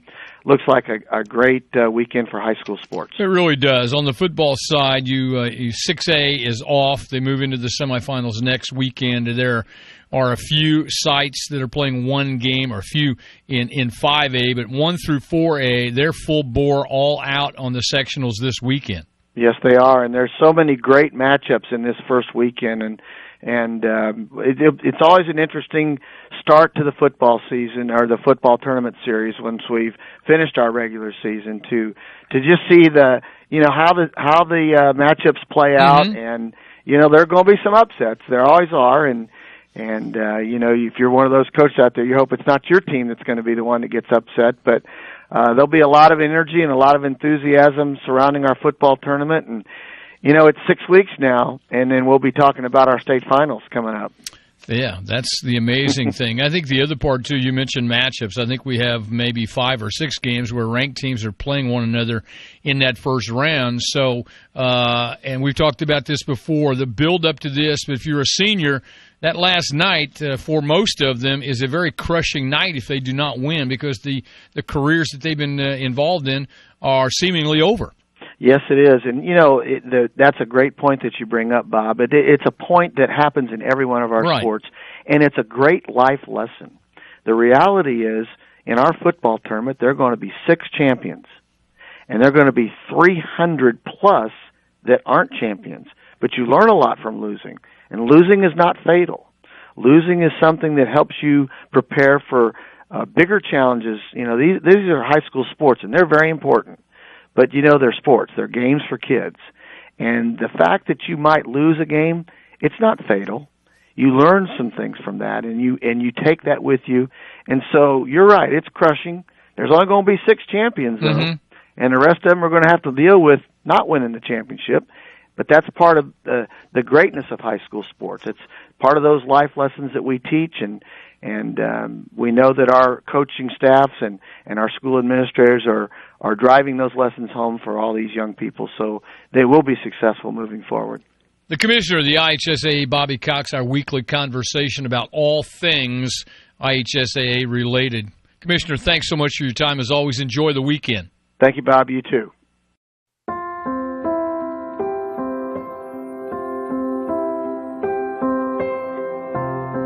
Greatest thing ever happened for Oscar Robertson. You learn to compete. Basketball in Indiana has a special legacy. It starts with the coaches, develops with the fans, and ends with an amazing community support.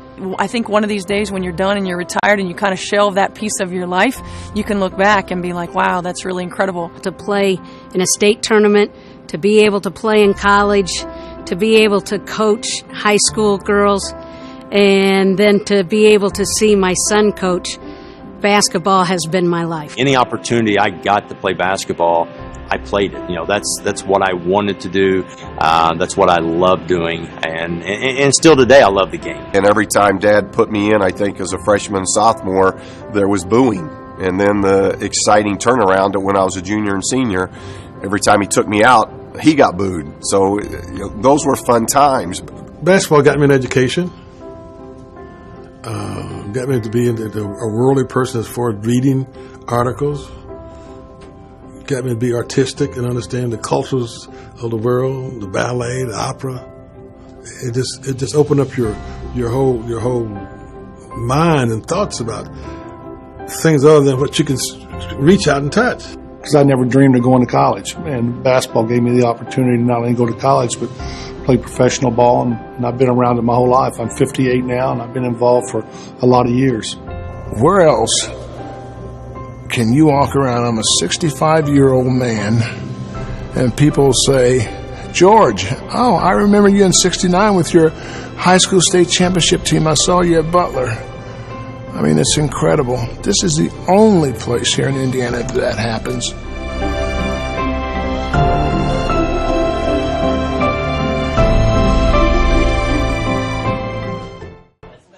We're back once again here in Connersville as we're about ready for the second half. Troy Dergowski along with Brendan Evans. The rain is coming down harder than it has pretty much all night long. In fact, it is what you would consider a driving rain now. This ought to be interesting to see what happens in the second half. Brendan, update us on some of the other scores going on, especially those close to home and in our own sectional. We got Mooresville on top of Beech Grove. That's a very big game. Obviously, winner of this game going to play them next week, either here or in Richmond. Mooresville leading 28-14. Centerville is trailing in Indianapolis 21-0.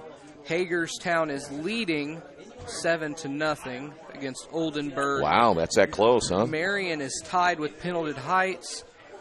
Like I just said, Mooresville and Beech Grove. Muncie Central is losing to Zionsville 35-0, and Northeastern and Winchester Community are tied at 8. I have a feeling that some of those games that are being played tonight, the weather may be affecting them as well. A couple of those are a little bit closer than I anticipated, especially that Oldenburg game against Hagerstown. Tigers, the defending champions, and also got a share of the championship this year. They're struggling a little bit there tonight. So, by the way, if you don't catch all those scores tonight, we'll have them for you either late this evening, tomorrow morning. There are 5 classes that are playing tonight. 6A will begin next week. They just don't have as many teams, so that's why they start a week later. Brandon, let's talk about this first half. Mistake-filled first half on both sides. Really not a whole lot of rhythm other than Wyatt Bird and what he was able to do tonight. 2 touchdowns in the first half, but Richmond still made some very, very serious mistakes. and they're going to have to find a way to clean that up the rest of the way. And believe me, the conditions are not going to get any better, so you're going to have to learn how to play through the rest of the rain. Right. You were talking about penalties. If we go back to, I believe it was the second quarter on the left side of the field where Wyatt Bird had a touchdown and it got called back and then minus another 5 yards. It's just stuff like that cannot happen. Mental errors, you got to be focused. You got to know what you're doing. You just can't have simple mistakes that really shouldn't happen at all. You know, we were talking a little bit during the halftime break, during the report and such, that I would venture to say if we went back and looked at the forecast from the beginning of the season until now, we've had about 60% of these games either in very rainy conditions, snowy conditions like we had last week up in Kokomo. The high school football season just has not been a great football season weather-wise, and there's no excuse. You got to play through it, but it's been an unusual fall to play through this year. Right. And I'd say it's probably been more than 60%. It hasn't just been raining. It was snowing last week in Kokomo, which I wasn't too happy about. Well, the good news is we don't have to be out there in it. There are a few umbrellas out. In fact, a few more fans showing up here tonight than I expected. In fact, the Red Devils have, I think, a pretty good showing here this evening considering what they have to sit through here tonight. But you have to be a real football fan to be sitting through this mess here this evening. If I had a choice, I'd be watching it at home on Radio Troy. I would be too. No doubt about that. Again, we want to remind you, if Richmond does manage to win here tonight, it looks like it's going to be Mooresville who is now beating Beech Grove, so we would see Mooresville at home next week. So that's the good news. We get a chance to play at home. And I think the other thing is, too, and I know people are looking at the game going, we've got a 1-8 team and an 0-9 team. The odds of these two teams doing much even the rest of the way are not very good no matter who comes out of here. But for this program, either one of these programs, and especially Richmond, just to get a win tonight, though they had beaten Connersville twice, you've got to have something positive to go into the offseason. Whether you win or lose next week, you just got to have something go your way, and then Coach Lewis can build from there, which I think right now all the indications are from what we have seen in his middle school program down into what was the old Hub League, which is now the Richmond Youth Football League, the Flag Football League that is in conjunction with the YMCA. The numbers, it's going to take a couple of years, but the numbers are getting better. That's the good news. Right, I was actually I went up to run a few laps out at Hibbard Middle School, and just how many flag football practices they had going on with the real young kids. I'm thinking earlier than probably early elementary school, like first, second, kindergarten. There was a lot of them out there. Yeah, that's good news. Yeah, and like back when I played, they didn't even have that because they didn't have the numbers. Yeah. The only chance I had to play was Hub League, and I actually started in second instead of third. Lynch will be deep along with Warren Toole. And the line drive kick will sail into the end zone.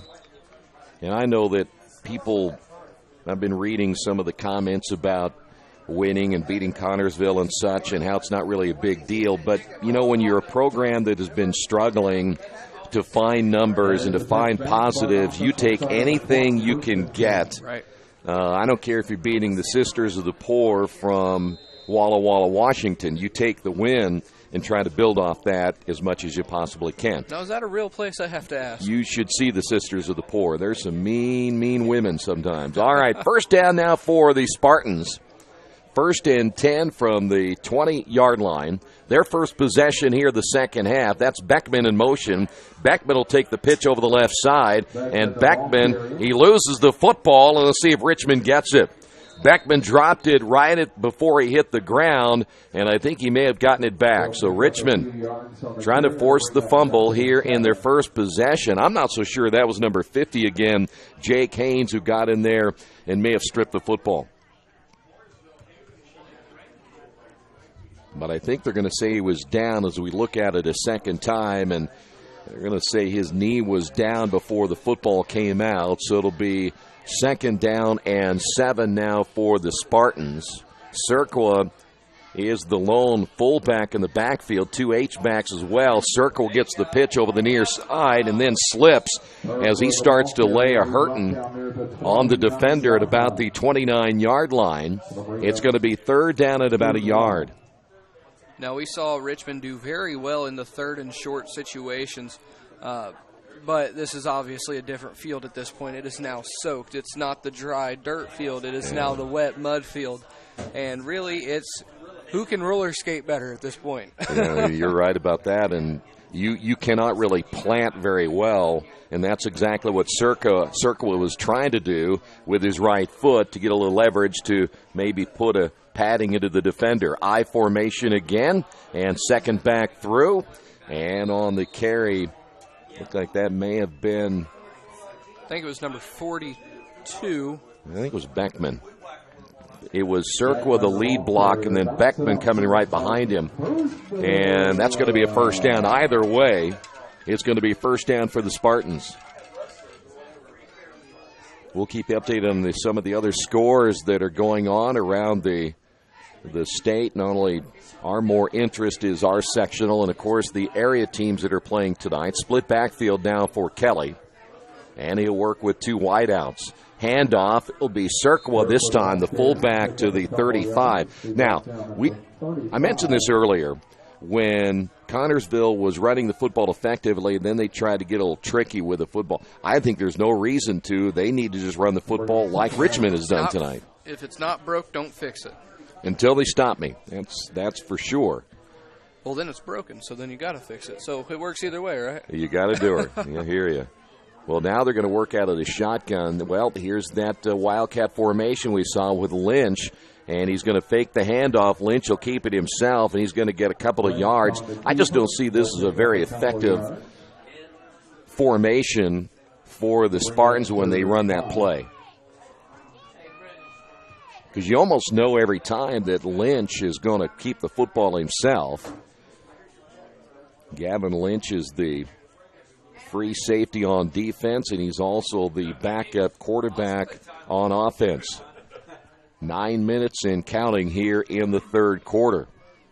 And for the Spartans, it'll be third down and 5. Serqua again will be the fullback. Kelly back under center, takes the snap, handoff, and Serqua gets the first down. Big fullback gets tackled by the freshman Jake Haynes, but again, nice hole up front. Definitely dependable. It's always good to have a fullback you can rely on in your backfield. Well, when the going gets tough, you can't always just run your way through it, speed around everybody. You got to power through a bunch of people. And that's what he's doing right here in this ballgame. I love fullbacks. Reminds me of Larry Zonka back in the day. I know you have no idea who Larry Zonka is. All right, first down for the Spartans. The old-timers know who Larry Zonka is. Again, Serqua, and there's some movement over the left side. So now the penalty will be on the Spartans. It'll be 1st and 15. First penalty of the second half. Just be glad it wasn't on us. Yeah, well, go back to the fullback where Serqua is the fullback for the Spartans. You just don't see that many teams the way they've run the spread now. Fullbacks are almost a dinosaur in most offenses. But now, after the penalty, it'll be 1st and 15, and there's your fullback Serqua back in there again with 2 H-backs, and Serqua gets the call, gets away from one defender, cuts the edge, and he's going to stay. Nope, he got out of bounds. In fact, let's see where they say he stepped out, very close to the 48-yard line. Serqua turned that corner. It'll be 2nd down and 5, but almost turned that corner in time to make that a huge gain. And Troy, right there, we were very close to seeing the first Connersville lead of the night.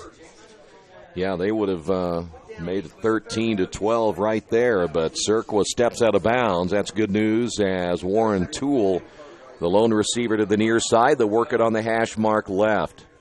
Tight end work to the right side as well, and the second back through. And here's your tailback. That's going to be Beckman on the carry as Beckman is going to get to the, well, I think it's going to be a first down. Looks like he's got to the 47. Yep, another first down as the Spartans have come out running the football against that Richmond defense. And right now, their offensive line is beating Richmond's defensive line. And we said it earlier, if you don't need to throw the football, and of course now the Spartans going into the rain and the wind, I'm pretty sure they don't want to throw it if they don't have to, even though now Lynch under center, now Lynch with the option, and Lynch went nowhere. Now, I still don't understand why they run that. That's a loss of 2. So now it'll be second down and 12. They have had, if you went at percentages, they've had very little success when Lynch lines up either out of the shotgun or under center. Now that is Lynch coming from the sidelines as looking for Kelly. Where did he go? Kelly is no longer in the ball game now for the Spartans, so the other freshman, Lynch, coming in. See the Red Devils showing blitz that time. Handoff, and it goes nowhere again. The fullback on the carry. That is Cirqua once again, and now they're unable to run the football. Here's Kelly on the sidelines down here. So Kelly, 2 straight. There he is. Now he's coming in. It didn't look like he was injured, so he comes back. But 2 possessions right there, and they went with the other freshman and got nowhere. 5:56 remaining here in this third quarter. Spartans will have 2 tight ends lined up, and the pitch will go to Toole. Toole will make something out of this one. They'll look like he was going to get thrown for at least no gain. We'll get down to about the 44. And now it's going to be 4th down for the Spartans, and they're going to go ahead and punt the football away and try to use field position as Martin will come in to punt the ball away. By the way, Troy, Marion and Pendleton Heights just reached halftime. Marion leading 20-14. That's 2 pretty good football teams going at it right there. Trayshawn Jones deep. Here comes the rush. A end-over-end kick once again, and Trayshawn will back away from it. And this rolls inside the 5 down to about the 3. Good punt by Martin. Very unfortunate, but Trayshawn did the right thing there. He didn't want to just let it roll, but he had to. Well, you had 4 red jerseys coming right at him all at once. He would have gotten drilled either way. So good field position now for the Spartan defense. And sometimes it's all about where you can position the other team off special teams. And now the Red Devils have their back against the wall. Now, we've seen this a few times where Richmond has had to work out of their own end zone. Here's Bird, and Bird may get a yard. Not much there. And tell you what, this young man's been very active. The linebacker, Beckman, playing both ways, a junior, 6 foot, 200 pounds. 4:46 remaining here in this third quarter, and as long as both teams keep running, this thing's been moving pretty quick. Now, Troy, Wyatt's running game did really well in the first half, starting to slow down in the second half. Do you look at passing here soon? Nope, I keep running it. In fact, Bird right there, but the problem is they're countering with everybody in the box knowing that you're going to run the football. But again, this is coming down to the guys up front. Your guys up front were opening up holes in the first half. They're not opening up holes in the second half. And you can see it. In fact, when we look back at the play, you can see they're just getting beat at the line of scrimmage. So now 3rd down and 11 here for the Red Devils. And this is a big, big 3rd down for Richmond. Back both ways when you look at this Connersville defense. They also know they need to get a stop right here and force the Red Devils to punt and have good field position. Handoff, Trayshawn Jones. Jones around the right side. Jones heading toward the stick, and let's see if he got it. It's going to be close. I think he got the first down, or did he? I think he did. Yeah, he made the turn around the edge and got just enough for the first down. Great run by Trayshawn. Spartans apparently looking at everything up the middle as Richmond able to take it around the right side and get the first down. Well, Troy, like you said, Connersville is just bringing everyone in the box up to meet Wyatt Bird in the middle, because that's mainly what Richmond has done, but maybe that'll make them open their eyes more to the outside and open up the middle a little bit more as well. Wyatt in the backfield. That's Trayshawn in motion. Bird with the call, and Bird will get maybe 3 before he's brought down. There's your linebacker again, Anthony McLean. He's only a junior. They've got a lot of guys who will be back. In fact, their entire defensive line and most of their linebackers will be back other than Brent Jones next year, so their defense loses just 2 seniors. So now the Red Devils with a second down and about 7, maybe 8 yards right here. That clock down to 3:10 remaining.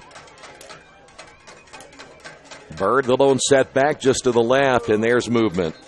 Now here we go again. Just talked about this a couple of moments ago. Richmond starts to make something positive, and I know that for one of their senior linemen, that was Jacob Jones. He said something to the one official. I'm not sure if he felt that the defense had tried to coax him to move or what the case might have been, but it's going to be another penalty on Richmond. 3:02 to go. They'll reset the 25-second clock. Low snap. Bird on the carry. Bird breaks a couple of tackles and still was able to get maybe a yard or so out of that. That was another low snap. And the Red Devils are going to line up quickly once again. Well, we've seen the low snap 3 times. We have seen even the high snap that went over Peterbaugh's head. You know, one guy who has not been targeted at all tonight is Julian Holguin. You may want to take that back because he was the one who got the first down over here, remember? But I'm just talking about in the throwing attack. Oh, yeah. They have not looked at him at all. Now they do. There's Holguin. They've run that play before, and Holguin. How about that? 25, 30, 40.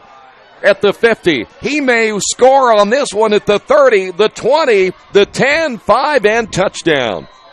Holguin on the reception, touchdown, Richmond. Yeah, I'm looking pretty good on that one, aren't I?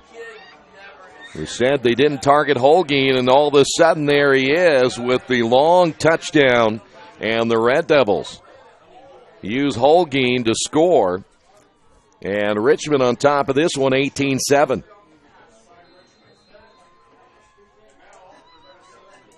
I should have been a football coach. You can go ahead and tell me that I said we haven't targeted him yet. Who did they just target? Brendan's not saying a word. Now the Red Devils will line up for the 2-point conversion after the Holguin touchdown. And the handoff will be Bird over the right side, and Bird's going to come up short of the 2-point conversion. But the touchdown run by who? Julian Holguin. And who called it? Yours truly. We will take a break on the Wesley Bates Wealth Management scoreboard. Richmond 18, Connersville 7. This is Radio Troy Digital Sports. It's the kid in grade school who paints her face blue and white before every home game. It's the accountants and salesmen who give up their Friday evenings to referee. It's the cashier at the corner convenience store who wears school colors on every game day. What makes high school sports here in Indiana so special? They do. You do. We all do. This message presented by the Indiana High School Athletic Association and the Indiana Interscholastic Athletic Administrators Association. Well, a touchdown again by Julian Holguin. A long touchdown pass to Holguin off that little screenplay. And next thing you know, the Red Devils lead at 18-7, though Brendan doesn't want to give me any credit for that. I'm not giving you no credit. I know you're not. You're wrong. Oh, I know. All right. Spartans get it back once again. This is Toole to the outside, cross the 30, 35, 40, 45, 50. Still on his feet as he's run out of bounds finally on the far side at about the 42-yard line. Someone mentioned about playing the lottery, and I probably should have. I might have been a billionaire tonight, but I didn't. Huh? Even though that was his second reception. Yeah, well, it wasn't a targeted reception where, they go after him specifically, where they were saying, let's get it in Holguin's hands and let him run for a touchdown, like Troy said. All right, 1:58 remaining. Or like the right thing, like I said. Uh-huh. All right, first down after the nice return for the Spartans into Richmond territory. Kelly will hand off to Beckman. Beckman will get a couple, and that's about it. Bryce Brown, one of those there to make the stop. Well, you talk about a turn of events, though. The Spartans looked like they had the momentum back, and they were running the football, and then for whatever reason, again, they made that change where they took Kelly out and put Lynch in. That just kind of baffles me a little bit. Right. Well, like you said, they've been running a lot of wildcat formation, and that just could have been one of their weird things that they tried to throw in, catch people off guard. Yeah, I might use it once, but if my running attack was doing as well as theirs was, there's no way. And here is Serqua again. That's what I mean right there. You go to your fullback, and he's down to the 34. And when Serqua's not running the football, he's able to block for Beckman. And even if you want to use those two as your lead blockers and then maybe come back with Kelly right behind him. But the Red Devils have not been able to really stop Serqua very consistently. Listen, I just called the touchdown run. You got to listen to me here. 47 seconds remaining. Kelly once again under center. There's some jumping up front, and there's a whistle. That may get the Spartans a first down. I don't think he crossed the line, though, so I think that's a little bit of a questionable call. Which I'm closer to you, so I'll trust you on that touchdown if you trust me on this. Okay, I trust you on this. I wouldn't. Hey, either way, either way, it's going to give the Spartans a first down. Well, they can get a touchdown here. They're going to get right back in it. We're down to 34 seconds remaining. The rain is coming down again. The Spartans again working into the rain and the wind we are now starting to see again. Things are nasty here tonight in Connersville. Kelly will work under center. And this time the keeper himself, and Kelly's going to be hogtied. And again, there's your freshman, Jake Haynes, making the stop. What's that, like 9 tonight? Close to it? He's probably close. That's going to do it for the third quarter. We have made it to the end of 3 on the Wesley Bates Wealth Management scoreboard. Red Devils on top of this one, 18-7. This is Richmond football. Radio Troy Digital Sport. The Indiana Football Hall of Fame in Richmond, Indiana was founded in 1973. Its mission is to honor the men and women who have excelled in high school, college, or professional football based on their coaching, athletic ability, citizenship, scholarship, and significant supporting contributions to the game of football. The Indiana Football Hall of Fame includes retrospection from Indiana's prestigious football history from the late 1800s to the present. When you visit the hall, you'll see the names like Weebu Bank, Vegas Ferguson, Newt Rockne, and Lamar Lundy. The Indiana Football Hall of Fame is located at 815 North A Street in Richmond and is open Tuesday through Saturday from 11 a.m. until 5 p.m. There is no entrance fee and donations are appreciated. Take time to visit Indiana football history at the Indiana Football Hall of Fame.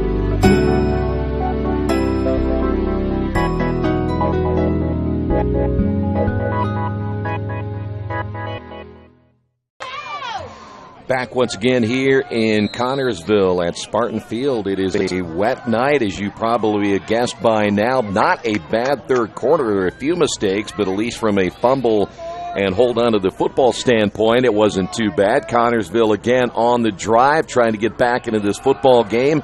Hand off, and not much there. Serqua may have fumbled, and I think he did. Serqua gives it up. Red Devils get it back on the turnover, and coming away with it for the Red Devils.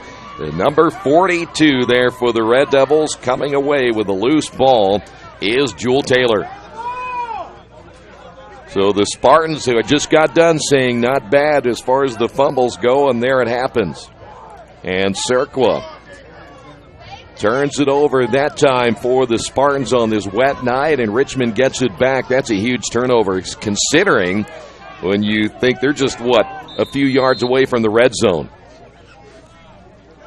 So now the Red Devils can only chew up some clock right here if they can hold on to the football. Out of the gun once again, it'll be Bird over the left side. Now they've really made, you think about Connersville, they made some nice adjustments in the second half to make sure he doesn't tear him up the way he did in the first half. They might be saying, listen, we'll let anybody else beat us, but it's not going to be Wyatt Bird. Right, now I do want to give credit to Zach Hill here. Almost every single fake that I've seen, he's handed it off, but Zach Hill has tried to sell out the fake.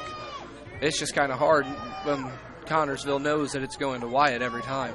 Yeah, Wyatt again gets the call this time. They're trying to strip the football. He took a hard hit right there at the 30, and he goes down near the 31.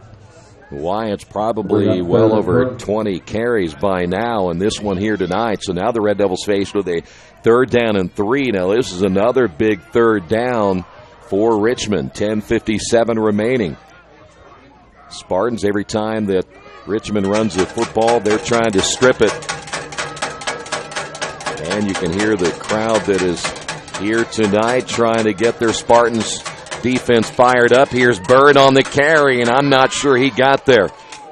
He got hit immediately. Jones was there. Fox was there. It looks like McLean was there as well for the Spartans. And the football's going to be at the 31, and now they may have lost a yard. It's going to be 4th down and 4. Now, Troy, right here, I do feel a little bit comfortable with this. We do have a very good punter in Gage Pewterball. We do have an 11-point lead, but there is 10 minutes left in the game. I do feel very comfortable with the lead and where we're going at right now. I'm not so worried about the punter as I am the snap, though. We have seen that issue already here tonight. This time a better snap, and here comes the rush, and not a good kick by Pewterball, but it does take a Richmond roll, and that was nearly blocked, and Connersville will have pretty good field position at the 39-yard line. Let's see where that rush was coming through. The Spartans over the right side. They almost got the block. That was very, very close. Well, the Red Devils unable to do anything with it. The one thing you probably wanted to see them do on that possession was have a sustained drive and try to take some time off the clock. Now, Troy, you mentioned the block from the top of the lineup here, and he probably would have blocked it if he wasn't trying to avoid the roughing the kicker. All right, here is the handoff, and nothing there is Kelly handing off to his fullback Cirqua once again. So we have now seen kind of a shift up front where the Red Devils were being beaten by that offensive line. That's not happening now here in the fourth quarter. And I think I do see one change in the tackles. I can't make out the number, but they did change the inside personnel going up with this middle rush with Cirqua. See if I can see. It's a Jacob Jones is in there. Bryce, by the way, Brown is now the left defensive end. He's been there for a while. Here's the snap, and it'll be Kelly brought down by Pierce. Pierce got a hold of that jersey, and it's going to be now 3rd down for the Spartans. They only got a couple out of that one. Keeper that time by the quarterback. Now with Richmond's defense, there's a lot of talent spread out over the 11 people on the field, but it seems like sometimes it's the same it's the same just few people that are getting to the ball every single time consistently with Pierce and Bryce Brown. And, of course, Jake Haynes, 8:32 to go.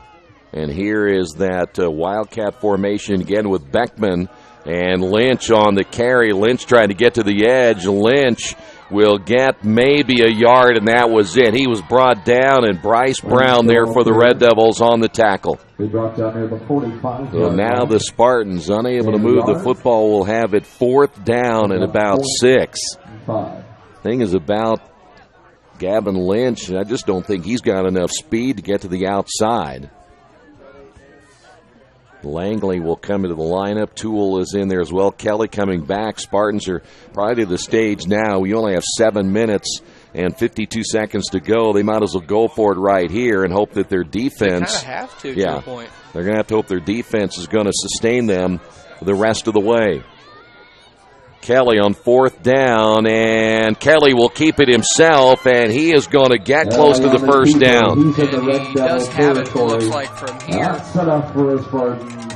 That's a pretty good fake, though, to Serqua. He had Blaine Pierce for sure, and he definitely had me as well. So, yeah, Pierce ended up tackling the first back through, and that was Serqua. And Kelly able to get a big first down right there for the Spartans, so they will stay alive here, down by 11. Still 2 possessions in this game, and we only have 7 minutes remaining. But the thing here, Troy, is you cannot settle for a field goal. They have to punch it in here. Rain coming down again. It's been on and off, and it's coming down even heavier right now. Kelly to throw, puts it in the air, and that's way off the mark and behind his intended receiver. That looked like that was number 10. And number 15, Irvin, was lucky that pass was behind him. He came up late and put hands on him and kind of pushed him away from the ball, which, if that was a catchable ball, that would have been pass interference, and that would have been, what, an extra 25, 30 yards? You know, you'd be another, the pass interference would move you back 10, so you'd be at, 2nd down and 20. But now you're looking at 2nd down and 10 right here as Kelly will hand off, and there's nothing there. Blaine Pierce got him that there's time. Pierce again. Pierce got Serqua. Looked like the same play, just Serqua had the ball that time. So now the football is at the 49. Richmond holding on to that 11-point lead, and, boy, the Spartans are using a lot of clock right here. Richmond is in at least good position to beat the Spartans for the 2nd time and advance in the sectional tournament to next week. Serqua stays in the backfield as Kelly will work out of the shotgun. Low snap, the throw, tool in and out of his hands. It falls incomplete. And that's where this weather comes into play, Troy. The ball's wet, arms are wet. You ain't going to be able to catch this ball. And if you're not used to throwing the football, it's tough. And the Spartans Look at Andy again. Dalton a few years back playing the Steelers in the first round of the playoffs, just underthrew his guy and cost him the game. Yeah, Steelers cheated, though, I think. 6:14 remaining I'd here. love to hear that explanation sometimes, Troy. I'm sure I can come up with one. Thank of New England, by the way. Ooh. How about those Patriots? Red Sox in the World Series. Celtics will win the NBA championship. Bruins. Most likely. All good in Boston. All right, Kelly to throw. Here it comes. He gets hit hard in the air, and it was up for grabs. It falls incomplete. Kelly slow to get up on the play after taking a big hit from Blaine Pierce. Evan Schaefer was looking for the interference call, but there is no way there was interference. That ball was up for grabs. And so the Red Devils will take over the football 1st and 10, 6:09 to go. I think more of the focus was on whether it was pass interference or not. And I don't think it was. No, it wasn't. In high school, at least, if you would have gone to the pros, that would have been like 3 pass interferences on one play. Sound like a bitter NFL guy. Each limb you get on a quarterback, you get a pass interference for. That's true. That one goes through the wickets, and again, probably a wet football right here, and the Red Devils going to lose some big-time yardage. Can't blame that one on the snap very much. It was just tiny bit low. Zach went down to catch it, batted it down, had to cover it up. It just went right through his legs. About 8 or 9 yards, I'd say. Well, they've lost about 11 on that one. You're talking about 2nd down at about 21. They're going to have to get all the way to the 41-yard line. No, I'm also looking through a wall, too, so you'll have to bear with me. I'm trying. 5:35 to go. And once again out of the gun. This time he'll make sure. Bird over the left side. Bird finds a hole. He's at the 50, 45, 40. Still on his feet. Nice run again. Finally brought down. Not until Bird gets it all back and more. And how about Wyatt Bird here tonight? I'm not going to take any credit away from Whitebird on that. That was a great play, but Connersville has to stop the runs like that, and they have to do it fast. They've only got 5 minutes left, and they've got to make up 11 points quick if they want to win this game. Yeah, they've got to gamble a little bit, but I'll tell you what, that was good blocking on that left side of the offensive line, and Jacob Jones on the left. And I'm glad you mentioned that. A lot of offensive line big blocks get ignored a lot of the time. Brenton Thomas is on that side as well for the Red Devils, and here is Bird again, breaks a tackle up the middle, has plenty of running room. He's going to score, and the Red Devils get 6 more on the board, and the Red Devils lead it 24-7. Another big hole for Wyatt Bird, and that offensive line opening up some huge holes. Boy, we could all run through that one. And once he got to the second and third level, there was no stopping Wyatt there. I think you got that big diesel truck going through there as well. Well, Jacob is there, and, of course, you talk about, well, they basically ran over Pierce off the left side. So you had Pierce on that side. Also for the Red Devils, that was Clayton Raper, and the extra point is on the way, and it is good. 25-7.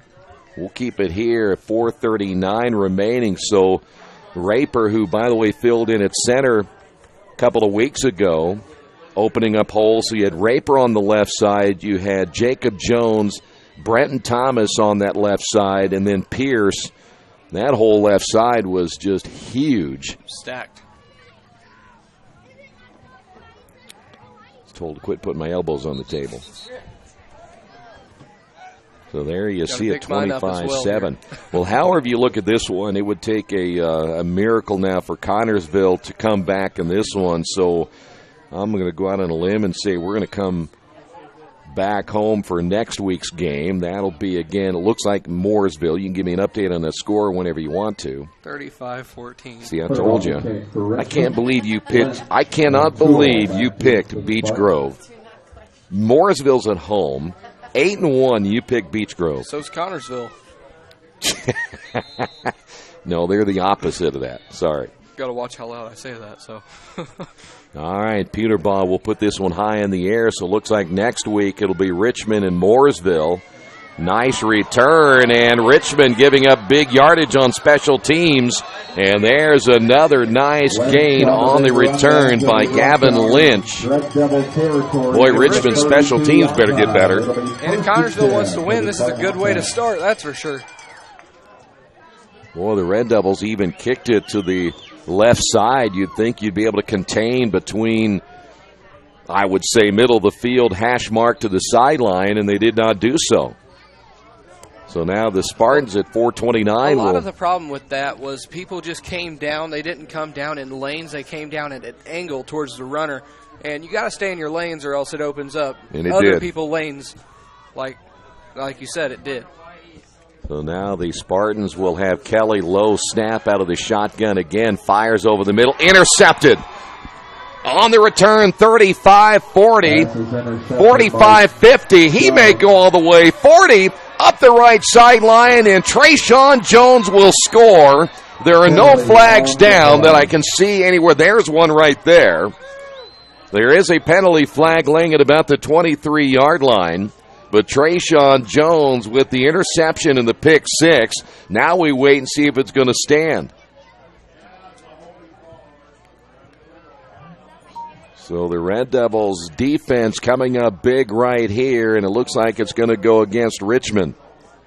They will still have the football, though. The game will be, yes, we will have the game next week, and it looks like we're probably looking at a 6:30 pregame. 7 o'clock will be the kickoff time. If it does change, we will let you know. But we'll have the game for you right here on the Radio Troy Digital Sports. 4:12 to go. Richmond, the good part about this one is though you have the pick six taken away, you still have the football. Here's Bird. Bird up the middle. Boy, he was maybe one tackler away from breaking that one as Jaden Murray in there to make the stop. And all Richmond wants to do now is use the clock and get out of here with their second win of the season. Against the same people. I don't care if I'm beating your grandmother every week. I'm gonna do it. Jalen Ramsey even said that. I don't care if my grandmother's out there. I'm going to go out there to beat her, too. Well, Jalen Ramsey says a lot of stuff. So. Yes, he does. Well, you know what they say about tying and losing. There's another missed opportunity for Zach as he drops the football off the snap. And I think Zach right now just needs to focus on getting the football and securing it and then try to go for the play instead of trying to get this thing rolling, as it looks like the Spartans are going to call a timeout, which is a little bit confusing. They'd let a lot of time run off the clock before they called a timeout. We'll take a timeout as well on the Wesley Bates Wealth Management scoreboard. Red Devils lead at 25-7. If I lose, I'll respond with respect. If I win, I'll back it up with humility. If I fail, I'll rise up with honor. It's tough for us to put it all on the line. Don't undo my hard work with poor sportsmanship. Respect. It's the name of the game. All right, we're back here in Connersville. Troy Nargowski along with Brendan Evans. And I know Brendan is excited that he will get a chance to call another game next week with yours truly, because he already knows the significance of my play calling earlier. Oh, please. And let's again, see you call it a week ahead. There we go. A week ahead. A week ahead. I predict right now if we hold on to the football, this one's over. Here is Bird up the middle. Bird another big hole inside the 15, dragging tacklers all the way down to the 5-yard line. The 5-yard line penalty on the play. And there's another penalty. If that's on Richmond, Brendan, I will smack you upside the head. Just for fun. I'm about ready to smack somebody if we don't stop making all these dumb penalties if it is on Richmond. I'll tell you what, your wife is closer, so. Who'd they call that penalty on? I didn't hear it. It looks like they're headed Richmond's way, though. A personal foul against Richmond. You got to be kidding me. You've already won the game. You're in your own red zone. You cannot be making mistakes like that. And it isn't so much, Brandon, this game, though it is frustrating. This one's pretty much in the bag. But I'm thinking about down the road, and even next week, you can't do that against good football teams. Can't do it against anyone, really. Well, so much for Grandma's team, because I'll tell you what, she wouldn't have liked that at all. My grandma loved football. 2:53 to go. She played up until she was like 70. Here is another penalty flag. Am I right? This is going to be on Connersville. Troy, as this game's wrapping up with 2:45. Yeah, give me some scores. All right. Now, I'd say most of these games are pretty much over at this point. Centerville still trailing 2-28 in Indianapolis. Hagerstown leading Oldenburg 14-zip. Pendleton Heights is trailing Marion 27-14. Handoff, by the way, Bird up the middle. Before you say anything else, he dives toward the end zone. Touchdown again, Wyatt Bird. Sorry to interrupt you there. Much deserved. Yeah, I'll tell you, Wyatt, another score here tonight. Really quick, we got three more. Mooresville on top of Beech Grove 35-14. Muncie Central trailing Zionsville 49-0. Northeastern and Winchester Community still tied at 8. That's an interesting score right there, as Winchester trying to pull off an upset over Northeastern. Here's Pewterbaugh with the extra point, and that was short, but there's another flag down. Oh, boy. That was as short as Mickey Rooney on that one. Personal foul against the Spartans. Doesn't that mean they redo the play if it was against the defense? I think they're going to put it on the kickoff. So they're not going to give the Red Devils another chance there. So they'll put it on the kickoff with 2:23 remaining in this one. Well, again, next week, and we'll have all those scores for you at some point, either tonight or bright and early tomorrow morning, if you don't want to stay up tonight to see all the scores from sectional play in the opening round. But as we said earlier, it appears that we will be home next week, and in Mooresville, who, by the way, is beating Beech Grove, that means that we will see the number 1 team in the sectional coming to Leibold Field next week.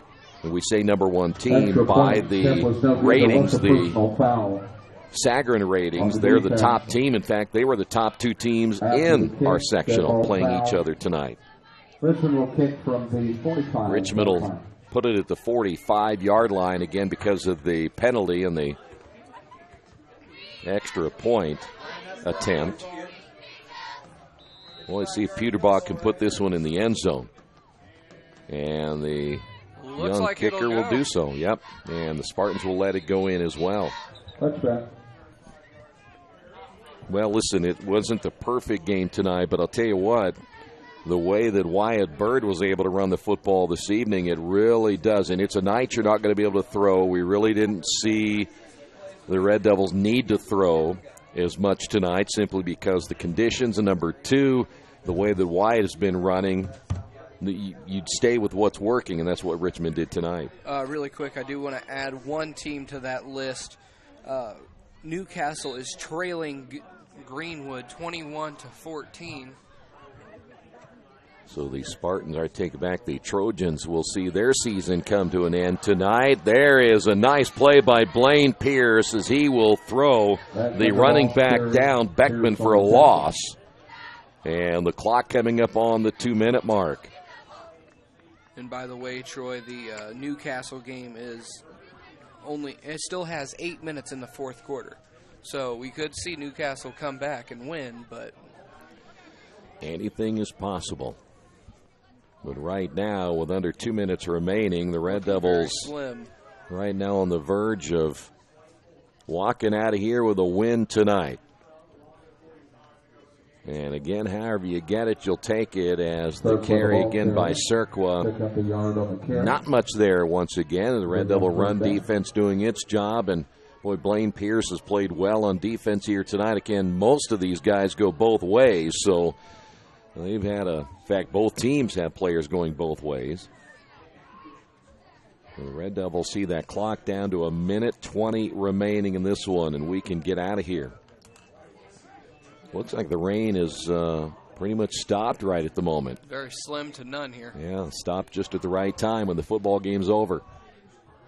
Yeah. So now Kelly could be down to their final snap of their season. Toole on the pitch, spins, unable to get away from everybody as the Red Devils able to swarm to that side. Pick up a yard. Only a gain of a yard. Boy, there he is again. We've talked a lot about Jake Haynes, and he was in on that tackle one more time. Right, and Troy, I do want to take a look back at earlier this season for the first game. Richmond beat Connersville 34-16, and we saw a similar look today on the scoreboard at the end of the game, 31-7.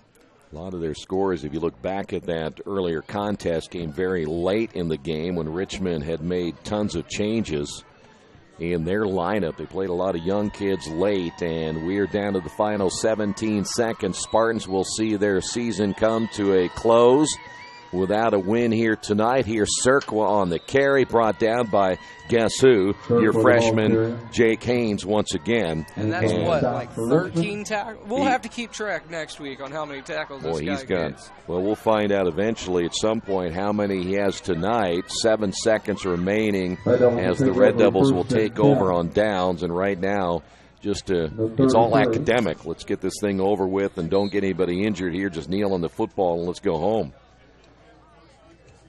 And we'll look toward next week once again. So 7 seconds remaining in this one. And Richmond will just kneel on the football. We're going to stick a final on that one, and it's over. It's Richmond advancing. They're now 2-8 on the year. They beat the Spartans tonight by a final of 31-7.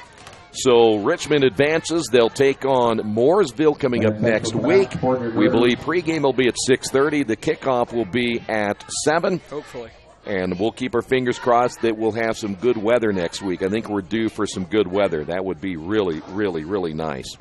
Richmond 31, Connersville 7. Brendan, thank you very much. We'll see you all next week. Don't forget, early in the week, Inside Richmond Football with Tony Lewis, exclusively on Radio Troy Digital Sports. Thanks for being with us. This has been Richmond Football, Radio Troy Digital Sports.